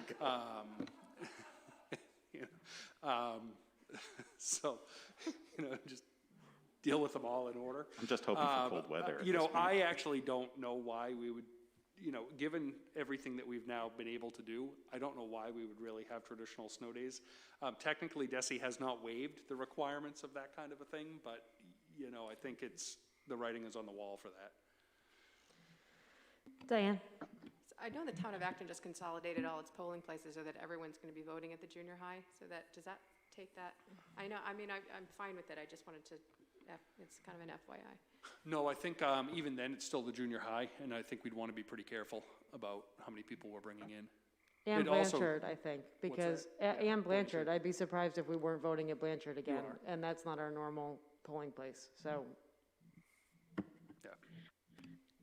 Yeah, we've had a request to set up the Boxborough voting at Blanchard on September 1st, and the junior high is slated for the Acton polling place. So we don't really want kids and the public all in on the second day of school or the first day of school. So this works out well on many levels. Angie, did you have a question? I also have the concern on the June 29th as the last day. So you're saying the snow day, if there's a snow day, then we'll automatically move to remote learning? Is that the plan, or? Well, we're not there. I can't give you a firm answer on that yet. You know, because we would need guidance from the state to tell us that we can do that. But I have to say, I personally don't know why the state would say that you're making up all of these days as snow days. It just doesn't make any sense, given that we're already working in remote learning mode. I am a little uncomfortable that we're pushing that close to the end of the day. So because there's too many uncertainty that may happen that impact another school day or something. But Angie, June 29th is with all of the things not happening. So it would be if DESE didn't agree to reduce the number of days and if there was 5 snow days. June 29th is like the contingency after all those things. Marie, what did Lexington go to? September 14th? Yeah. Something like that. I know some of the districts are starting later than us. We're pretty sure that DESE's going to waive the requirement. And so we're going to be much closer to June 17th than we are to June 29th. Evelyn? Can I make a motion? Hold on. I'm all set. I had a similar question, whether we could pivot to remote learning for the kids that would be in school if we had snow days, but clearly you don't have the guidance to be able to do that, so forget my question. Yeah, that would be our intent, is to just use remote learning in lieu of taking a day off. But we just need to make sure DESE says that yes, you can do it before I come and promise you that that's the case. Are you going to make a motion? Well, who asked that before? Yeah. Amy, did Can you I ask make if a you can motion? make a motion? Go ahead. Amy. I'd like to move to approve the changes to the calendar to have the first day of school on September the 8th. Second. Is there, yes, John? I did, as a point of discussion, I just want to mention that last year, people need to remember that we actually had school through the break, which changed the end of the calendar. So sitting at the beginning of the year, there are lots of things that we could theoretically do to modulate the end of the school year. Okay, are we ready to vote? All right, John? Yes. Yes. Ginny? Yes. Evelyn? Yes. Angie? Yes. Diane? Yes. Adam? Yes. Nora? Yes. Amy? Yes. Kira? Yes. Yeben? Yes. And me, yes. Okay, good. That passes unanimously. Okay, so the next thing is me. Can I have my packet back? Suppose if we can share paper. Okay, so the next thing on our agenda is the new subcommittee and liaison assignments. So with the exception of, I know that Adam suggested that the current budget subcommittee meet, right, before, because if there's things to talk about this. So that may exist separately. Usually we don't even do this until September, but there had been a desire for there to be a new policy subcommittee, and people have moved off of that. So for new members, there is a memo in here that Diane helped me put together that has brief descriptions of many of the subcommittees and the liaison positions, and also some of the time commitment that, sorry, there's something really loud outside the door. Okay, and also some of the time commitments that go along with those subcommittees. So the way that we arranged things last year was that anyone that wanted to serve on one of the major committees, the budget subcommittee or the policy subcommittee, no one served on both. So because we're an 11-member committee, I'm trying to spread out the wealth. I know that Diane wanted to speak maybe, if she will, about the liaison positions, because that's something that the two of us have discussed. Sorry, there's a really, really loud bird right outside the window. Frog. Oh, frog, whatever it is. Anyway, the liaison positions, which up until now have sort of been ill-defined and haven't really served, the people that have served as the liaisons have done the work but not really reported back to the committee. And so Diana and I had some discussion about that. Do you want to share?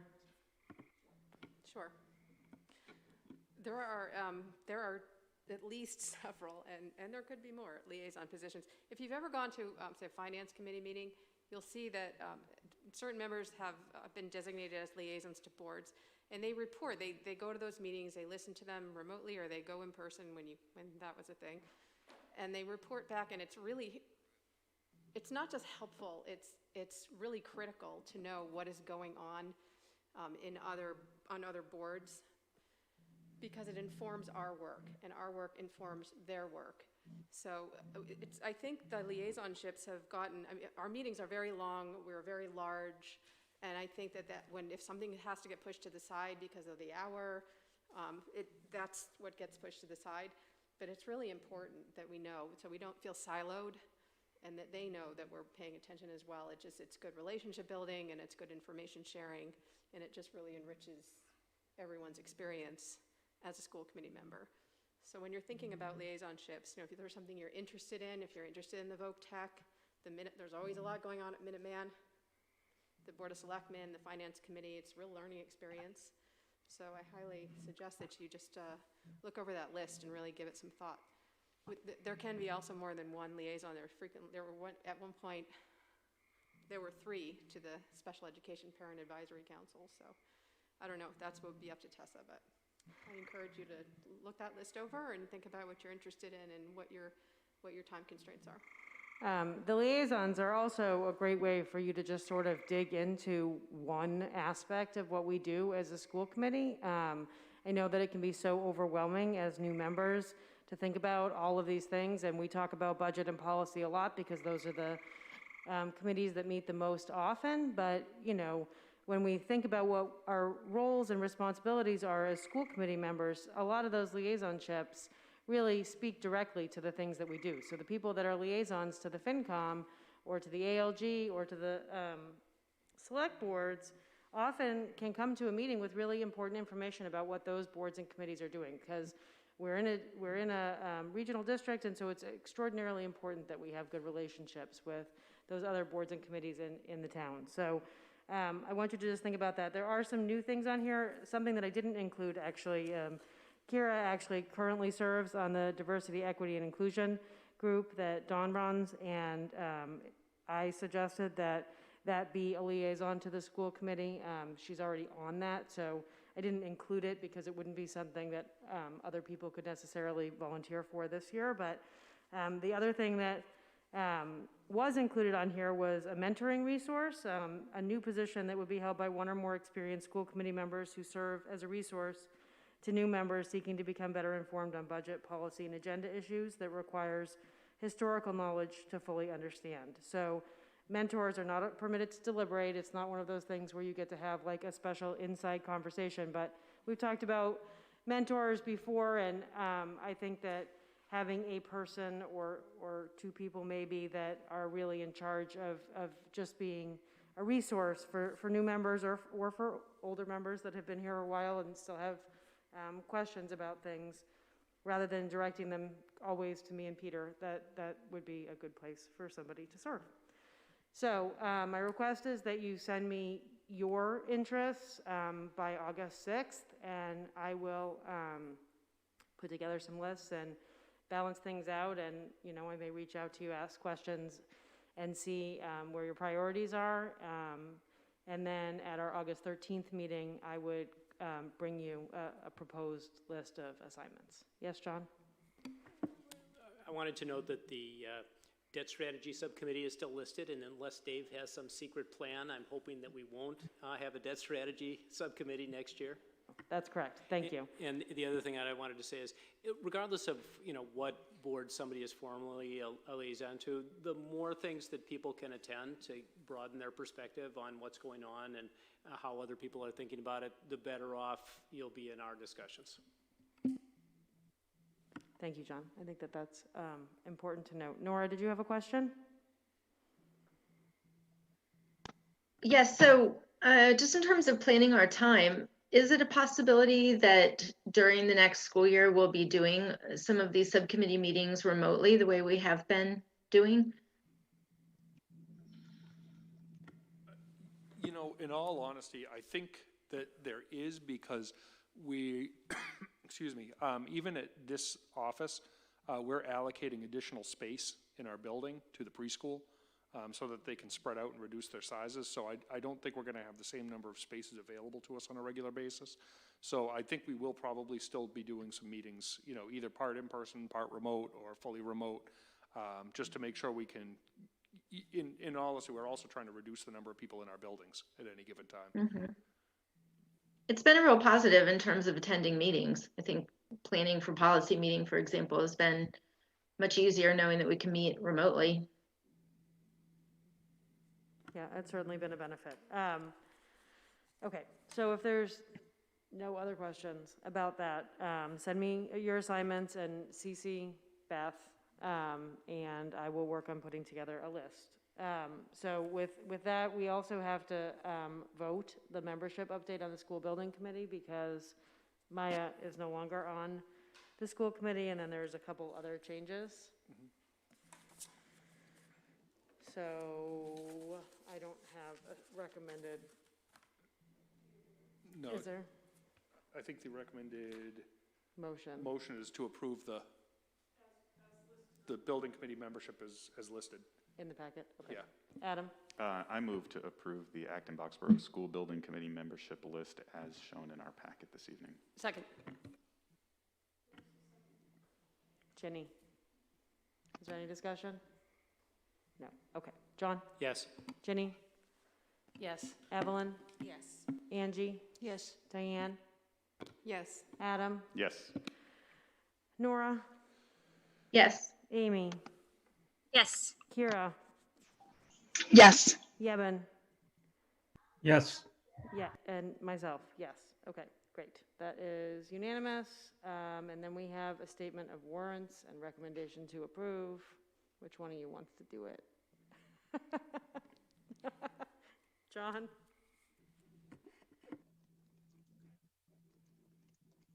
All right, I got it. I move that the school committee vote to approve gross payroll warrants as follows. FY 2020 warrants number P2027 and 2028 dated 6/30/20, and FY 2021 warrants number P2101 dated 7/02/20 and P2102 dated 7/16/20 in the total amount of $1,536,119.12.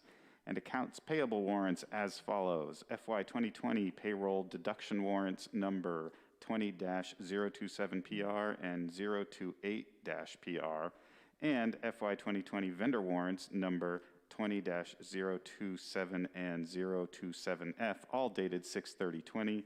FY 2021 payroll deduction warrants number 21-001PR dated 7/02/20 and 21-002PR dated 7/16/20, and FY 2021 vendor warrants numbered 21-001A dated 7/1/20 and 21-001 dated 7/9/20 in the total amount of $6,670,962.77. Second.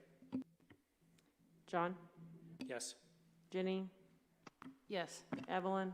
Yes. Angie? Yes. Diane? Yes. Adam? Yes. Amy? Yes. Nora? Yes. Kira? Yes. Yeben? Yes. And myself, yes, great, okay. There's no FYI listed, so are we good? I'm done. Okay. What is that? Oh, sorry, okay. John has an HIT update. Through 12 months, the Acton Health Insurance Trust had expenses of $17.2 million against income of $16.3 million, resulting in a loss of $0.9 million. The loss is in alignment with the planned reduction of the unrestricted assets of the trust. As in April and May, June showed a favorable variance of $144,000 related to reduction in services for members, including elective procedures. I have no insight as to whether or not this favorability will continue in FY21. The trust will next meet on September 17th. And I'll just note that our next meeting is next Thursday on July 30th, which is, we're having a seed training prior to the business meeting. So the business meeting starts at 7. The seed training for us will begin at 4:30, and there will be details coming out from Beth with regards to dinner and all of that. And even though I know that there were some members that wanted us to hold it remotely because it is a training, we really felt that it would benefit us most to be in person, and we will be taking all opportunities to be outside when possible. So I just wanted to note that. I will take a motion. Move to adjourn. Second. John? Ginny? Yes. Evelyn? Yes. Angie? Yes. Diane? Yes. Adam? Yes. Amy? Yes. Nora? Yes. Kira? Yes. Yeben? Yes. And me, yes. Thank you all. I will see you next Thursday. Bye, Dave. Have a good night.